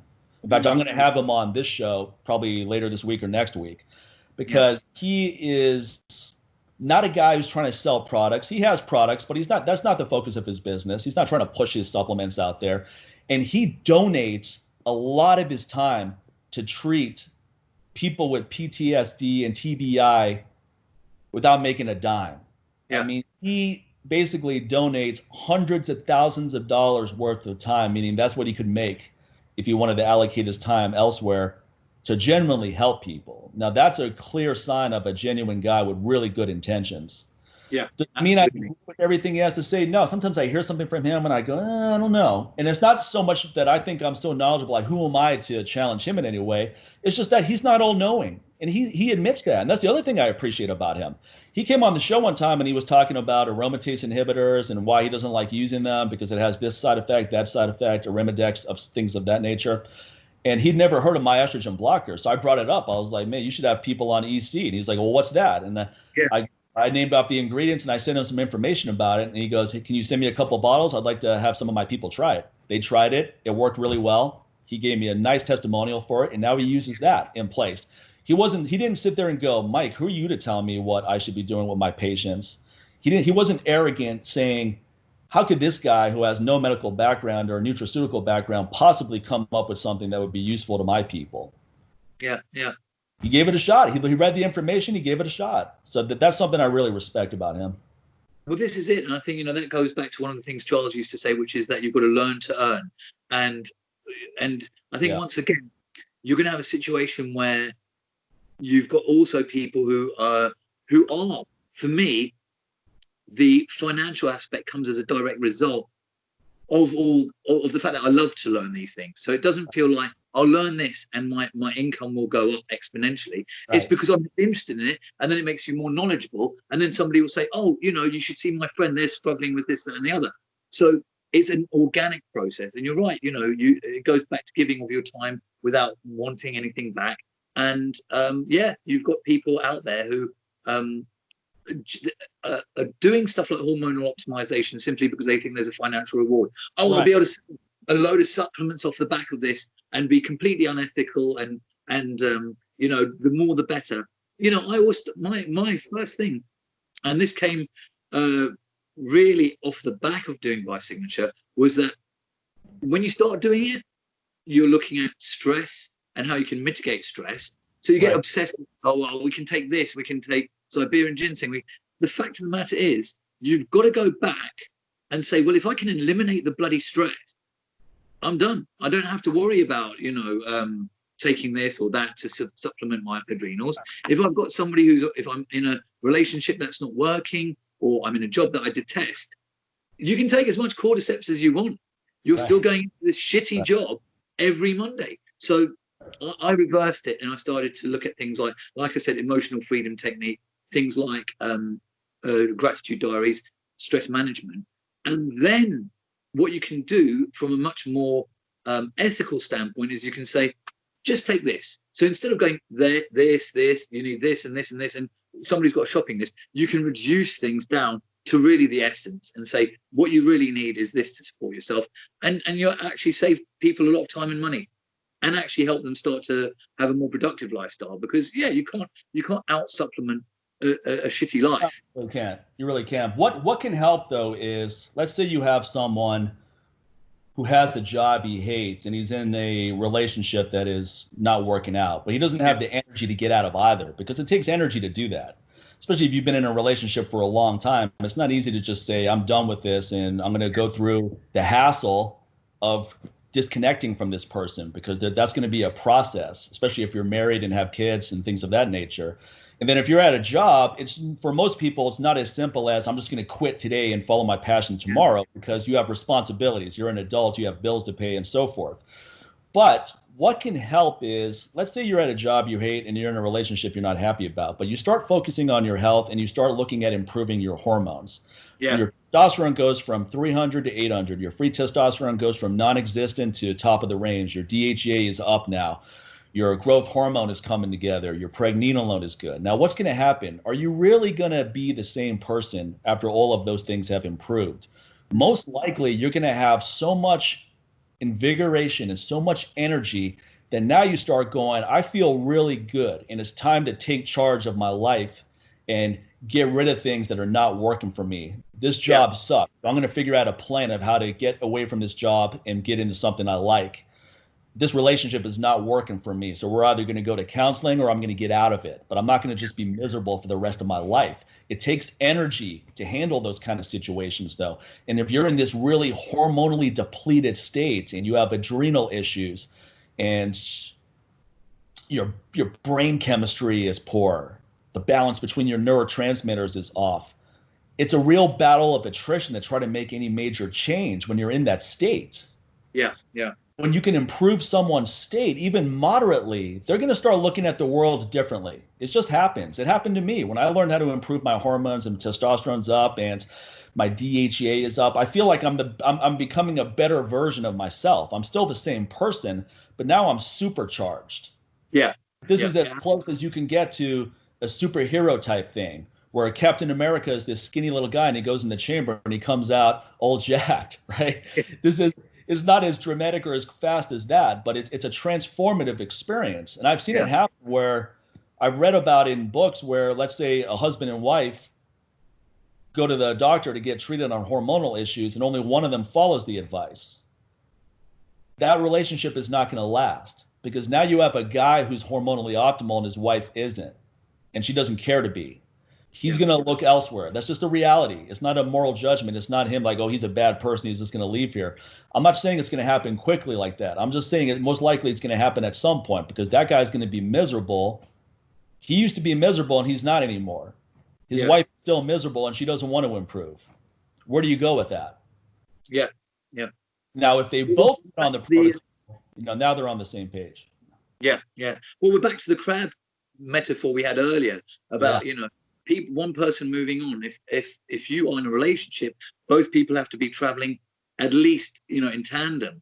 And if you've got somebody who's because everything, we consume is having an effect on our neurotransmitters, detrimentally or positively. And if you are, you're eating junk food all the time and you're maybe you're not producing enough dopamine or enough acetylcholine, you're going to just find that eventually, you feel more, And so as soon as you do start to find those maybe body composition changes, those hormonal changes, the sky's the limit. And then if other people aren't moving along with you in life, then some hard decisions have to be made sometimes. Yeah. Right. So that's just the caveat to, you got to quit your job to be happy and go pursue something you want. The caveat to that is, well, maybe you need to improve your endocrinology first so that you have the energy to go do what you want, because it takes energy. And like Steve Cotter brought it up, he goes, sometimes we have people that have been miserable doing a job they hate forever, but now they're 60 and they don't have the energy to get into what they want to do. So you got to have, if you're not youthful, you want to have as much youthful energy as possible. And that's what hormone optimization allows. It's not a fountain of youth, but it allows you to slow down the deterioration that is just natural part of living. Is there's going to be some deterioration, but that doesn't mean that we can't do anything about it. There's a lot you can do about it. And we see all kinds of examples. I remember when I was a kid watching a TV show, if there was a guy who was 65, that guy looked like he was 90. Yeah. Now you have people like Schwarzenegger and Stallone, and you have all these jacked guys in their 50s, 60s, and beyond. Then you have people like Clarence Bass, who's been on the podcast. The guy's 80, and he's like 6% body fat all year around. So there's so many examples now of people that squash that myth. And he brought up a good point, Clarence Bass, that is, where he said, a lot of people say, oh, I'm getting older, so my metabolism is slowing down. More accurately, your activity level is slowing down, and that's why your metabolism is slowing down. Because what happens when people get older? They're less energetic and you're more sedentary.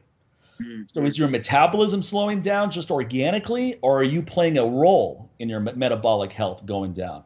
Also, your hormones are declining, and all those things have a negative effect. Your thyroid health is not as good as it is anymore for a variety of reasons, mainly because you've eaten a crappy diet for a long time and you haven't trained. Because if you did those things at a young age, and that reminds me of Steve Maxwell. A lot of people tell me, they're like, oh man, I look up to Steve Maxwell because he shows me what's possible at his age. And I go, okay, that's great. But you have to look at the story in its entirety. Yeah. Maxwell has been an athlete since he was 10 years old, and he's never stopped. He was a competitive wrestler. He was in the military. He started doing BJJ when he was in his late 30s and became one of the first black belts in America. This is a guy who has dedicated most of his life to being a physical culturist and a healthy lifestyle. He didn't just start when he was 50. He's never been out of shape. This guy's never been overweight, and he's never been out of shape. Maybe by his standards, he has been a few times, but not by anyone else's standards. Yeah. So that doesn't mean that you can't look up to him as an aspirational goal, but you have to take the story into its complete context. He's not a guy who started working out when he was 50 and he was obese for 20 years and then he got himself in shape. No. So be excited about that example, but also shows you the importance of what's possible if you dedicate yourself to a healthy lifestyle at a young age. You can at the very least maintain a certain level of vitality for a long period of time, much longer than you would otherwise. 100%, and that's one of the things I found. I think you make a really good point, because it's a positive, it's a positive role model to aspire towards. But what you don't want to do is, I mean, how old is Steve now? He's got to be in his 60s now.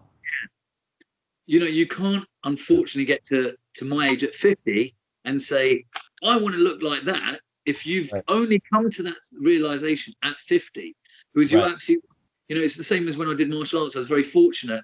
One of the guys who was in the class ended up playing Darth Maul in Star Wars. Oh, really? Yeah. Ray Park. Ray Park, yeah. Lovely guy. And I remember we all did an exhibition somewhere, and he did, I think it's staff form or sword form. And people afterwards were like, yeah, that's wicked, mate. I'd love to be able to do that. And I looked at them and I thought, not being critical, but I thought, there's no way you're ever going to do that. This guy gets up at 5, 6 o'clock every morning. He trains in the park. He works in order that he can supplement himself and go abroad. He's never at the pub. I wasn't either. Friday nights when a lot of my mates would be like, oh, we're going down to the pub. We had weapons class. Do you actually think I give a shit about having a beer that night when I can use sword, spear? You're learning all of this sort of stuff. It's once again, it's about what feeding into what you love over, those sort of casual enjoyments. And and look where it got him. But you couldn't suddenly look at it and go, that's what I want to do within a year. Well, it's not enough to want something. You have to be obsessed with it. You have to be almost psychotic about achieving that goal. If you're not obsessed with it, if your eyes aren't getting bigger when you're talking about it, and all of a sudden your posture is changing, you're not going to achieve that goal. It has to be an obsession, because it's going to be really difficult. And the only way you're going to blast through all that adversity is because you're obsessed. No matter what, I'm going to achieve this. And one of my favorite shows is 24. I mean, it was. I'm sure you're familiar with it. It's not on anymore, but it has 9 seasons, 10 seasons. Anyway, the Jack Bauer character, played by Kiefer Sutherland, his level of obsession with getting the job done in each season. That's the level of obsession you need when you're pursuing your goals. And people are like, oh, come on, that guy's a TV character and he does all these crazy things. I'm not saying you have to do things he does in the movie. All right. I'm just saying his mentality of, we're going to stay up. The whole show happens in 24 hours. So we're going to stay up all night working around the clock to achieve what needs to be done. That's what we're prepared to do. Yeah. So that mentality, you need to take that into whatever it is you're trying to achieve, whether it's a 600-pound deadlift or a 300-kilo deadlift, or I want to have 50 people at a kettlebell certification, or I want to write a book on hormone optimization, or I want to be a professional speaker and talk to the youth about how to stay motivated. Whatever it is you have to be obsessed about it. This casualty of just being casual about doing something is not going to work. Let me just put my foot in the water and test the water, see how it works out. No, you got to jump right in. You jump right in without any idea of how you're going to sink or swim, or what's going to happen when you jump in. That's just necessity. It just has to be that way. Well, this is it. And you're looking at a situation where you can't be a part-time genius. You have to absolutely engage with things at 100% or not at all. I for me, I knew I was in the right job when the books that I read were my career jobs, were my career books. So I'd get excited about this, book on kettlebell training, or this book on body composition or hormonal optimization, or whatever it is. And I'm excited to engage in it as much as possible. It's not a case of, I've got to sit down and do this. Like you, I think you signed up for that Yale course on the science of well-being. Yeah, I did. Right. I signed up for half a dozen courses right at the start of this. If anything, my issue has been kind of buckling down and doing one thing. For full disclosure. I didn't make it through that course, for full disclosure. I don't think I even made it through the first lesson. It just didn't vibe with me. So I was like, oh well, this is not for me. But I mean, I think it's a cool concept, and just the delivery wasn't really a fit for me. But I'm not obsessed with that topic either, because if I were, I would have gone through the process necessary. I mean, you made a good point about some people are going, okay, hormone optimization, that's what we're doing now. So I need to learn about that to augment my income. And this is very complex stuff. And a lot of times it's not even that interesting in terms of the way it's written, that you're going to have to go through research. And if you're not obsessed with acquiring this information, you're not going to last. You're not going to last at all. And also, it takes a lot of tinkering, just self-experimentation to figure out what works. And there's going to be a lot of things you try just on yourself that doesn't work at all. And you're going to be like, man, I just spent 16 weeks using that protocol and my numbers didn't budge. Yeah. And it can be frustrating at times. And then you go on to the next protocol and boom, you get it. You got it dialed in now. And you're like, wow, it was worth it. But there's going to be a lot of frustrations along the way. And if you don't have that obsessive nature about wanting to acquire this information, I mean, after all of these years, I've been studying hormones since 2006, I want to say. I think was when I first really started looking into it. So we're looking at 14 years later. I'm still really obsessed on this topic. Yeah. I still watch lectures on YouTube. I still go to courses or buy courses. One thing I did do is I bought the anti-aging conference in Vegas last year, 2019. I mean, this is probably 100 hours of material, and you can buy it for $400. I bought that in a heartbeat. I went through all of it during this pandemic. So I basically took the entire event during this whole lockdown, and actually it was better than attending, because when you're attending, you have to pick and choose which ones you want to go to. I'm not a morning guy, so I'm probably not going to wake up at 6 a.m. to be at a lecture at 7:15, unless it's something I'm really into.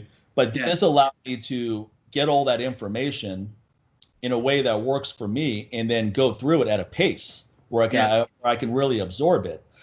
So sometimes people, they go, why do you still study this stuff? Don't you know enough? I go, you can never know enough. No. More to learn, and it's always changing too, because more research comes out. Absolutely. I think that's one of the reasons why I engaged with biosignature and hormonal optimization so well, was when I did the first course, to be perfectly blunt with you, it blew me away. I was absolutely, there was so many things that he casually dropped into conversation, and I walked away and I just felt that I'd missed a lot, because I didn't have the knowledge base for it. He's talking about gene SNPs. He was talking about MTHFR gene. He was talking about aromatization, and I wasn't even really familiar with what that would involve.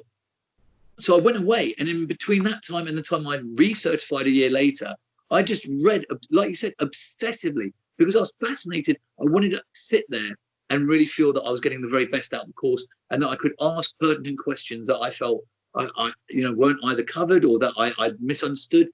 And it was because of that, and I never stopped. I still listen to the conversations you have with Dr. Mark Gordon.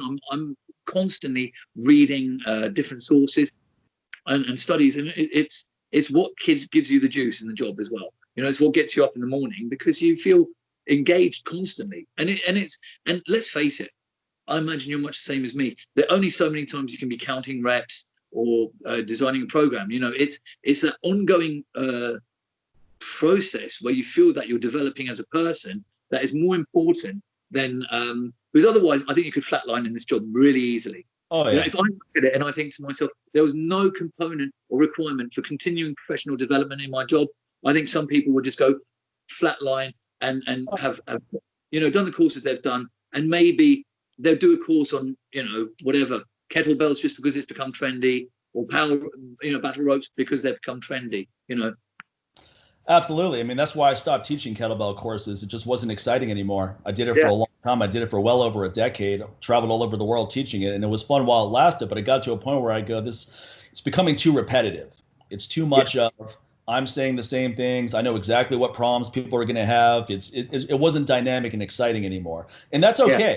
And it's okay to move on. And that's the other thing some people don't get is it can be disheartening for people when they have the courage to finally pursue what they want to do.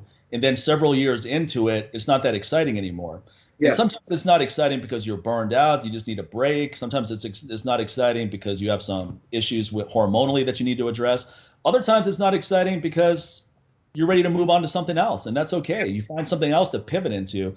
And one thing about the one consistent thing about my career is that I've always pursued things that I'm interested in. It was never about, let me make this to make money. It was always, this is what I'm excited about at the time.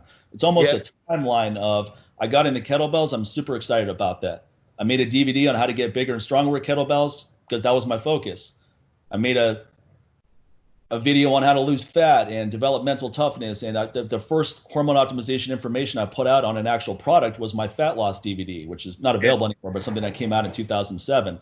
So you can see the evolution of me just pursuing my goals. None of these things were financially motivated. There was no reason for me to think that me learning about hormones would be monetizable in some way down the line. There was no reason to think that. And I wasn't even thinking that. I wanted the information for myself. Like I wanted the kettlebell information for myself. So I think that's one thing. But to see, the thing about me is I'm only good at things I'm interested in.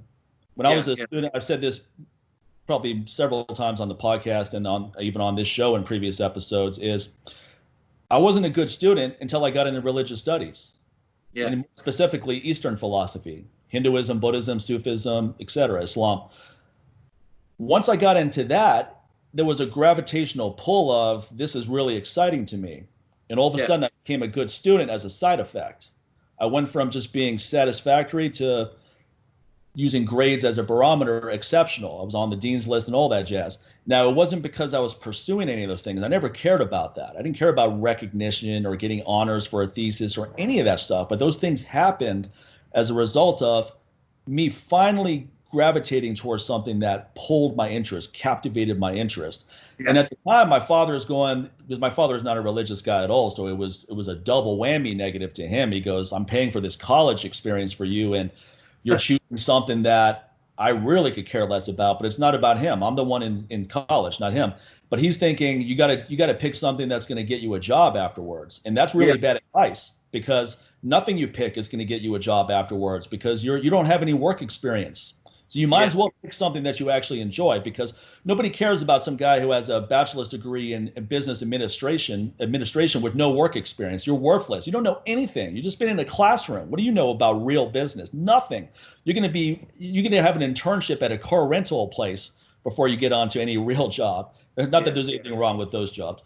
Okay, but that was a lesson I learned really early, that, hey, if you actually enjoy something, you're going to be really good at it. But if you don't enjoy it, you're not going to be good at it. So these jobs I had, I was never good at any of them. I was good enough to keep the job, but I wasn't excellent at any of those jobs. And when I'm not pursuing excellence, that's really disheartening for me, because I'm prone to depression as it is. So the last thing I need is something that's going to tip me in the direction of depression even more. And that's what these jobs were doing. And I was in a really negative relationship at the time too. So once I got fired from that job, which is the best thing that ever happened, it was the beginning of a cleansing process. I got fired from the job. I was in a really acrimonious relationship, and that finally, a year into the business, that was out of my life. And all of a sudden, I was at this level of freedom of, hey, all these negative forces that were in my life are gone now. So now let's just really push the pedal down and see how far we can take this thing. But it was a lesson I learned early, but it was a lesson that I didn't think was a practical move in the real world, because you have this grandiose idea of what you want to be. And I was really into fitness at that time too, but I wasn't necessarily thinking about getting into the fitness industry. So I didn't know what I was going to do with this degree. I just knew that I enjoyed the material. I didn't want to be a college professor, so I knew that was out. So I got lost, like a lot of kids who graduate from college. You start quote unquote reality kicks in, and you feel like, okay, I'm just going to have to compromise and do a job like everybody else. I got to make money and I've got to do something here. I can't just live with my parents for the rest of my life. I actually have to take some responsibility for myself. And then that becomes a trap, because what happens when people get a job they don't like is they buy a house because they want to feel better. They buy a nice car. They start spending a lot of money because they're trying to make up for the fact that they don't enjoy that job. So now it's even harder to leave, though, because now you need that job to keep paying for your lifestyle. Well, you invested in that lifestyle as well. You're financially invested in that lifestyle. Yeah. So if you just quit your job, then that whole lifestyle that you're accustomed to may go away. And you might have to be okay with that initially. That's a trade-off that most people don't want to make. I remember years ago, this guy, he was an executive at Oracle. I don't think super high up, but high enough that he was making a pretty good salary. I think he was making $250,000 a year or something like that. So he said, I want to do what you do, Mike. I want to get in your industry. How long do you think it would take for me to duplicate my income at Oracle? $250,000 a year. I go, look, it may take 5 years. It may never happen. And you can't go into it with that expectation, because you just can't, that can't be something that's important to you, that you have to make this certain level of income. That income may come as a side effect of the fact that you love what you're doing. Yeah. I make way more than I ever expected to make in this industry, but that was never something that I pursued. Yeah, I wanted to make money and have a good lifestyle, but that wasn't foremost on my mind of, let me go learn things that I don't care about because I can monetize those things. Exactly. No, I couldn't agree more. And it's that passion that drives. It's what keeps you fresh and that will attract by definition people to what you're doing, to your model. You're absolutely right. For me, I can see such a commonality. We've gone our own divergent paths in terms of, but I can certainly make linkages with what you're saying. When I did, like I mentioned before, that EFT tapping, I did that because I was listening to a podcast and specifically about Lyme's disease, and the woman there said, look, you're never going to get actually rid of any illness unless you get rid of the underemotional, the blocked emotions. And I thought, as a man, we're like, I'm on top of that shit. Do you know what I mean? I don't need. I'm engaged with my emotions, but it also correlated with something Charles had once said, and it was one of the most stunning things he said. He just said it as a throwaway comment, but I remember writing it down because it was so so incredible. He said every chronic injury that is not going away has got an emotional underpinning, or something to that effect. I've still got it written down, or an unresolved emotion behind it. And I'm like, that's an incredible thing to say. That's an incredible thing to say. So something in your life has maybe told you you're not strong enough to do something, or not physically able to do something, and maybe you resolve that emotion. And the kind of the way I would best explain it is, it's like emotional DOMS. We go through the stressor, and then it's that delayed onset muscle soreness. We've now countered the stressor, and we're now in the resolution phase. Well, I did it, and I qualified because, like you, I'm obsessive. So I thought I could see a practitioner. No, I decided to be a master practitioner and do it myself.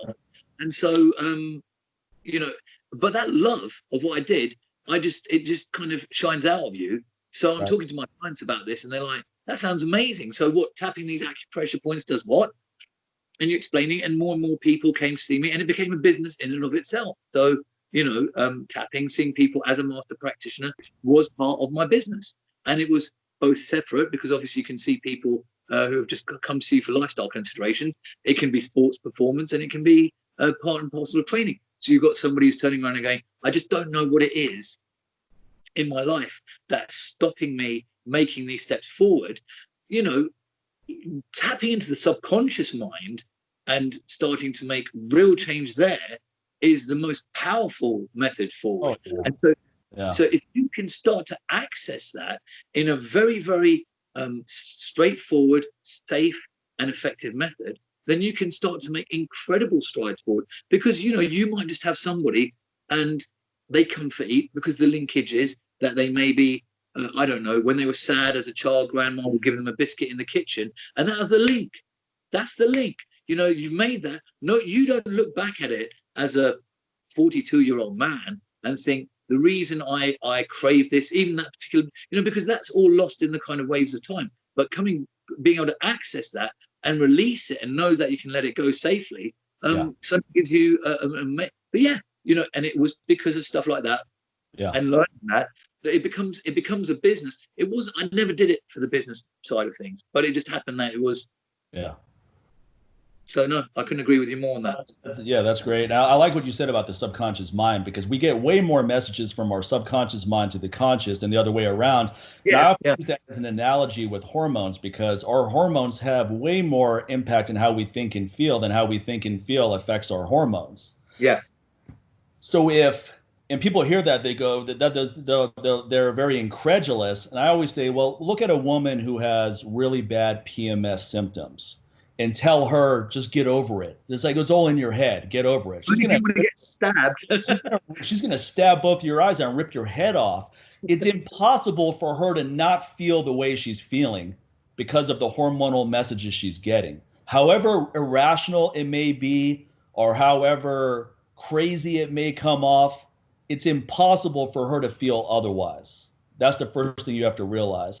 So these trite advice of, you need to go meditate, or just get over it, or just relax, take a deep breath. That's like someone finding out their mother just died and saying, it's all, you don't need to be sad, just look at the positive. It's like, no, you're going to be sad, and it's okay to be sad. Sadness is part of the human experience. It's not something, it's unavoidable. And it's a sign that, it's a positive sign in the sense that you wouldn't be sad unless it was something that meant so much to you. And the fact that you experienced something that meant so much to you is one of the biggest pleasures in life. So if you're going to have this really amazing experience in life, you're going to have some experiences that are on the other end of the spectrum too. Yeah. It's just a reality.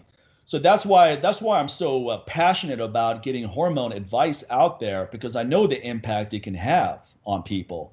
It's not going to cure everything. Like I said, I've had depression for as long as I can remember. And I've gone to therapy where I've been diagnosed as on the bipolar spectrum, not high end, I'm functional. And I've said this a million times, but I keep bringing it up because I want people to understand that it's okay to talk about these issues and it's okay to get treatment on it. And just because I understand all this stuff about hormones doesn't mean that I'm not someone who can benefit from that line of therapy as well. There's hormone therapy, and then there's actually talking to a professional, not one of your friends, because that's often what people counter. They go, I've got close friends, they're good listeners. I go, your friends are biased and they're not professionals. So I don't give a fuck what your friend had to say about this. A professional is not your friend. He or she is not trying to be your friend or tell you things that are going to make you feel better. She's there to dissect what you're saying and tell you her analysis, whether you like it or not. And that's what you need. And she's a professional. The person I go to is, I keep saying she because I go to a female therapist. She's a professional that this is what she's dedicated her life towards, and she's really good at it. So it behooves me to not only pay for her advice, but really take it in and apply it, because you can always improve. There's always things you can get better at. Yeah. So a lot of people deal with depression, and what do they think they need to do? They go to a doctor, and the doctor says, let's get you on medication. And now sometimes there's a place for medication. I'm not saying that no one should be on medication. There's definitely a place for that, no doubt about it. But it shouldn't be the first step for most people. I agree. It should be something where it's the last resort, or maybe it's used for a certain period of time to get you through something. And this is just my advice as someone who researches these things, not professional advice, but that's where I look at it. Because it doesn't address why you're feeling that way. You're sugarcoating it. I don't feel good, so let me take a pill so I feel better. But the situational forces or the converging forces that are causing you to not feel good have not been addressed. They're still there. So you're delaying the inevitable, just like in some ways, here's a crazy analogy, but it's going to pull back to the pandemic a little bit. I feel that this whole lockdown was just delaying the inevitable. And what I mean by that is, okay, fine, we're all going to stay home. We're all going to socially distance. And maybe that's going to lower the infection rate. We don't know for sure if it was an effective strategy or not. But let's say theoretically it was effective in the short run because we're not in contact with each other. Eventually, we have to open things up. Eventually, we have to have some return to normalcy. We can't all just stay at home and get stimulus checks for a year. Yeah. 2 months was already devastating. Imagine a year of doing that. Yeah. What happens when people start congregating again? The numbers are going to go up. And that's what we're seeing now. Now the news is like, oh, we made the second wave is here. No, it's not a second wave. It's the first wave that we put on hold by locking everything down. This is what my theory anyway on this. So the only way through this is through it. We got to go through it. We got to have as many people going through it as possible so we develop that herd immunity, and then the virus just has nowhere to go anymore. We can't just try to evade it. Here's the virus coming, and we're just going to get out of the way, and it's just going to keep going that way. It's going to stay with us as long as it takes for us to develop that herd immunity, and then we're going to move past it. Now, people hear that, they go, well, this percentage of the population is going to die, and that's going to happen regardless of whether we stay locked down or whether we open things up. Because like I said, we can't stay locked down forever. So I always felt, and look, I understand there's very smart people on both sides of the argument, and I take the time to listen to both, and both sides make compelling arguments. This is just my conclusion, listening to both sides. So it's just my opinion.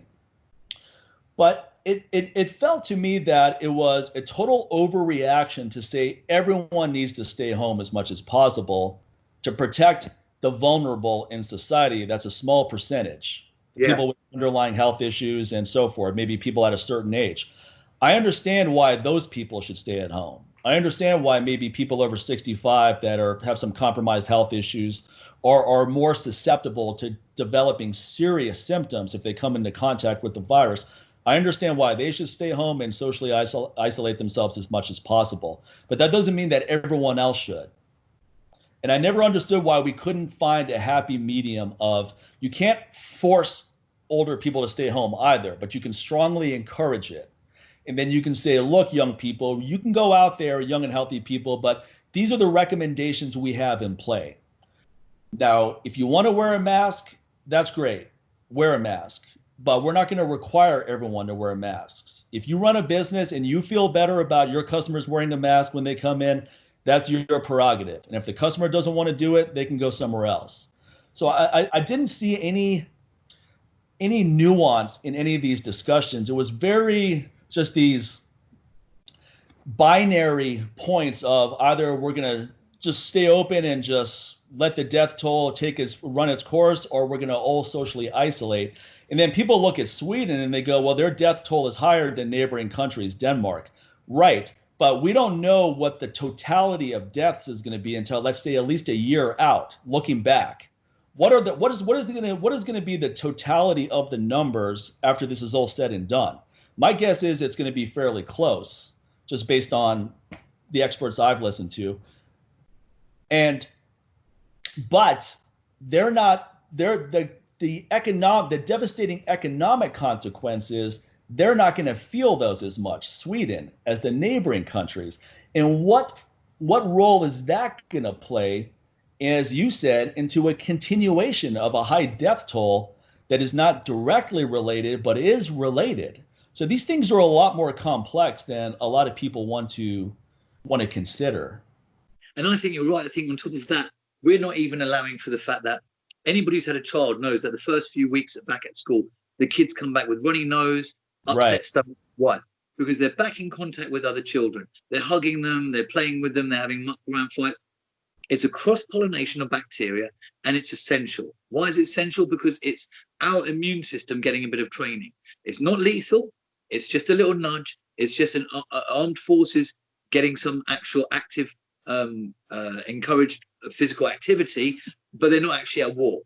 And what we've got here is the potential for coming out of lockdown, I think, and a second wave. I think you're right. We've either delayed the inevitable, in which case it's not a second wave, it's the first wave delayed, which is really what their argument was anyway. They said, well, certainly in the UK, I don't know, I can't speak for America, but was if we delay this first wave, then it means that there are less resources that are going to be taken up by the NHS.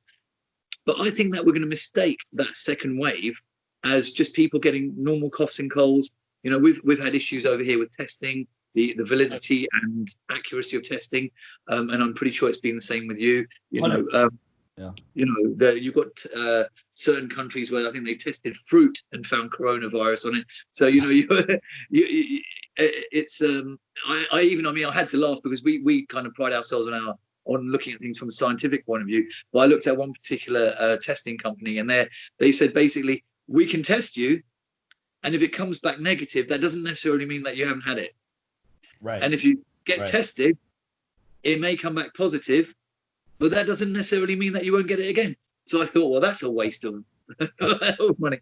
You know, for me, my position was always, you're better finding where your vitamin D status is and acting on that, taking responsibility on that, saying, bloody hell, my vitamin D level is very low. I really need to start boosting them. Make your immune system, your gut health as resilient as possible. Most of your immune system is in your gut, so you want your gut health to be on point. Yeah. You want your hormonal health to be on point. And then there's things that they're somewhat theoretical, but there's some data that these mechanisms may work. And I wrote that article on quercetin and zinc because just like hydroxychloroquine, and I never heard this argument in the media, why hydroxychloroquine may work. And the mechanism for why it may work is that it's a zinc ionophore. It pushes zinc into the cell membrane so that the cells can protect against the virus and replication. Oh, right. I didn't know that. Okay. Now, quercetin is a natural compound with a lot of benefits, actually, for joint health and immune system already, that does the same thing. It's also a zinc ionophore. So it doesn't have any negative side effects that long-term use of hydroxychloroquine could have, because it's a malaria drug that's been around for a long time. So I don't even think the negatives of using it are that big of a deal for most people, because you would probably only be on it for a week or two. It's not something you would take as a preventative, although our president's taking it as a preventative, but that doesn't make any sense to me. It's not something you want to take casually. But something like quercetin and also EGCG, a green tea extract, that's also a zinc ionophore. So you could take a combination of both of those extracts, one or the other, and then you don't necessarily have to supplement with zinc if you're getting enough in your diet, because it's just going to drive the zinc into your cells. But if you want insurance that you're getting enough zinc, you supplement with some zinc as well. And that's a very inexpensive protocol that stacks the deck in your favor as well. And it's more precise than just boosting your immune system. Yeah. And again, it's theoretical that it may be effective against COVID-19, but there is some data that quercetin has worked against SARS and other earlier iterations of the coronavirus, because there have been many coronaviruses. Now, this is not the 19th one. I hear that people saying, oh, COVID-19 is the 19th one. No, it's not the 19th one. It came out in 2019. All right, let's get it right, man, before you make these stupid ass arguments. That's there.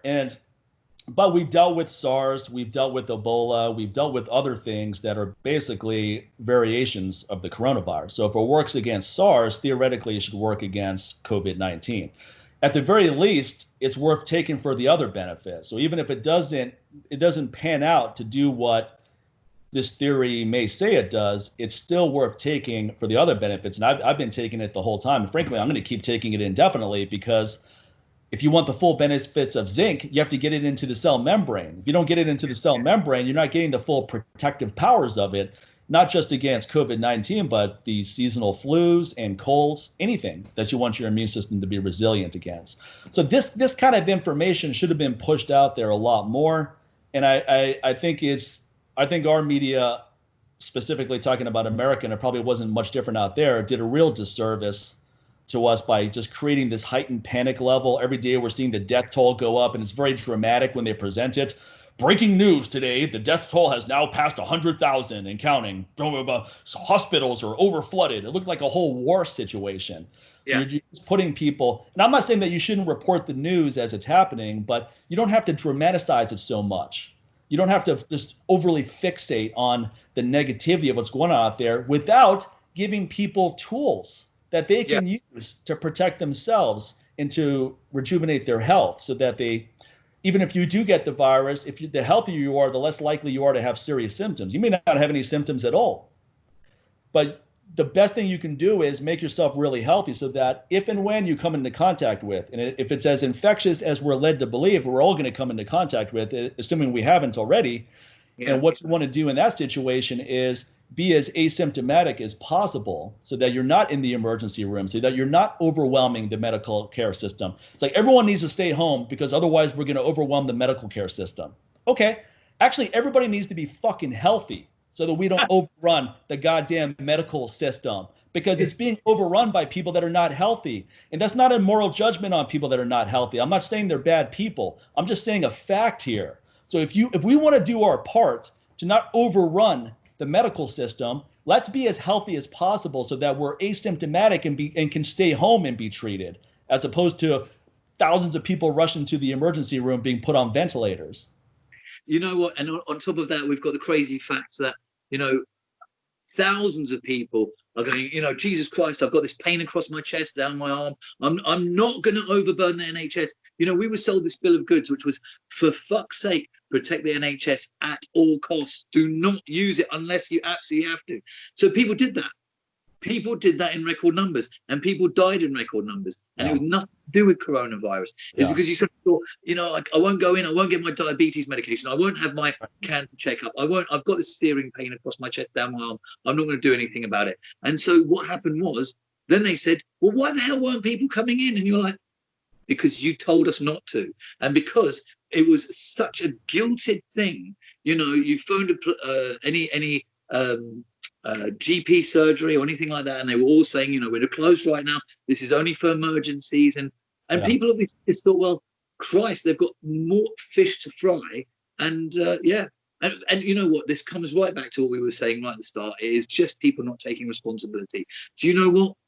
If you are sat at home throughout this, still carrying excess body fat, unhealthy, unfit, and this hasn't kicked you into gear, and this hasn't motivated you to doing anything, then there's a serious problem. Then that is really a serious fucking problem, because what we're looking at is a society that is so Alexa, switch on. I can't find out. Alexa, what's the date? stop that thing. Right. That thing drives me crazy. It switches on in the middle of my Tai Chi class as well, and starts randomly coming out with stuff that. But yeah, where were we? So yeah, we were saying. Right. I mean, and America is one of the unhealthiest nations in the world, and that's one of the reasons why our death toll was so high and our hospitals were overrun in certain areas. They weren't overrun everywhere. Like Nevada wasn't. I mean, people died here, and I don't want to diminish that in any way, but we could hardly say that our hospitals were overwhelmed in Las Vegas or Nevada in general. Even if the number were several times higher, I don't think it would have overrun our medical care system. But what role can you play in not overrunning our medical care system that doesn't require you to shut down your business and not make any income and stay home? There's more practical steps that all of us could have taken. And frankly, if we were a healthier nation to start with, it wouldn't have been as big of a deal. People still would have died, but it wouldn't have been at the level that we have.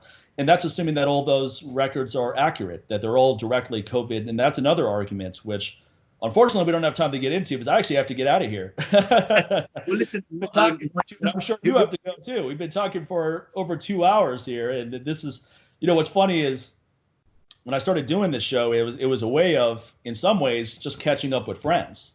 Yeah. I go to catch up with friends because a lot of us never talk to each other for a variety of reasons. And I go, why not make some content out of it too? Because we're not all going to go into character and have these contrived conversations. We're actually going to have a free flow conversation like you and I did when you were in Vegas a couple of years ago at that restaurant. And so that basically I'm just taking that experience and putting it on a platform and sharing it with others. But where can people find out more about you? What's your website and your social media stuff? It's, I'm trying to remember it off the top. It's Alan Levi PT is my Instagram, and my Twitter, and it's AlanLevyPersonalTraining.co.uk is the website, which desperately needs an upgrade. If you, I tell you what, you're talking about pushing into action. I'm looking at that and thinking, shit, that is really old and creaky. And then Facebook is Alan Levi Personal Training. But I just wanted to take the opportunity, Mike, to thank you for having me on, because, you know, there are so many people who've been on the shows who I'm such an admirer of, whether it's Steve Cotter, Steve Maxwell, yourself, obviously. Charles was on it, Christian Tyretta.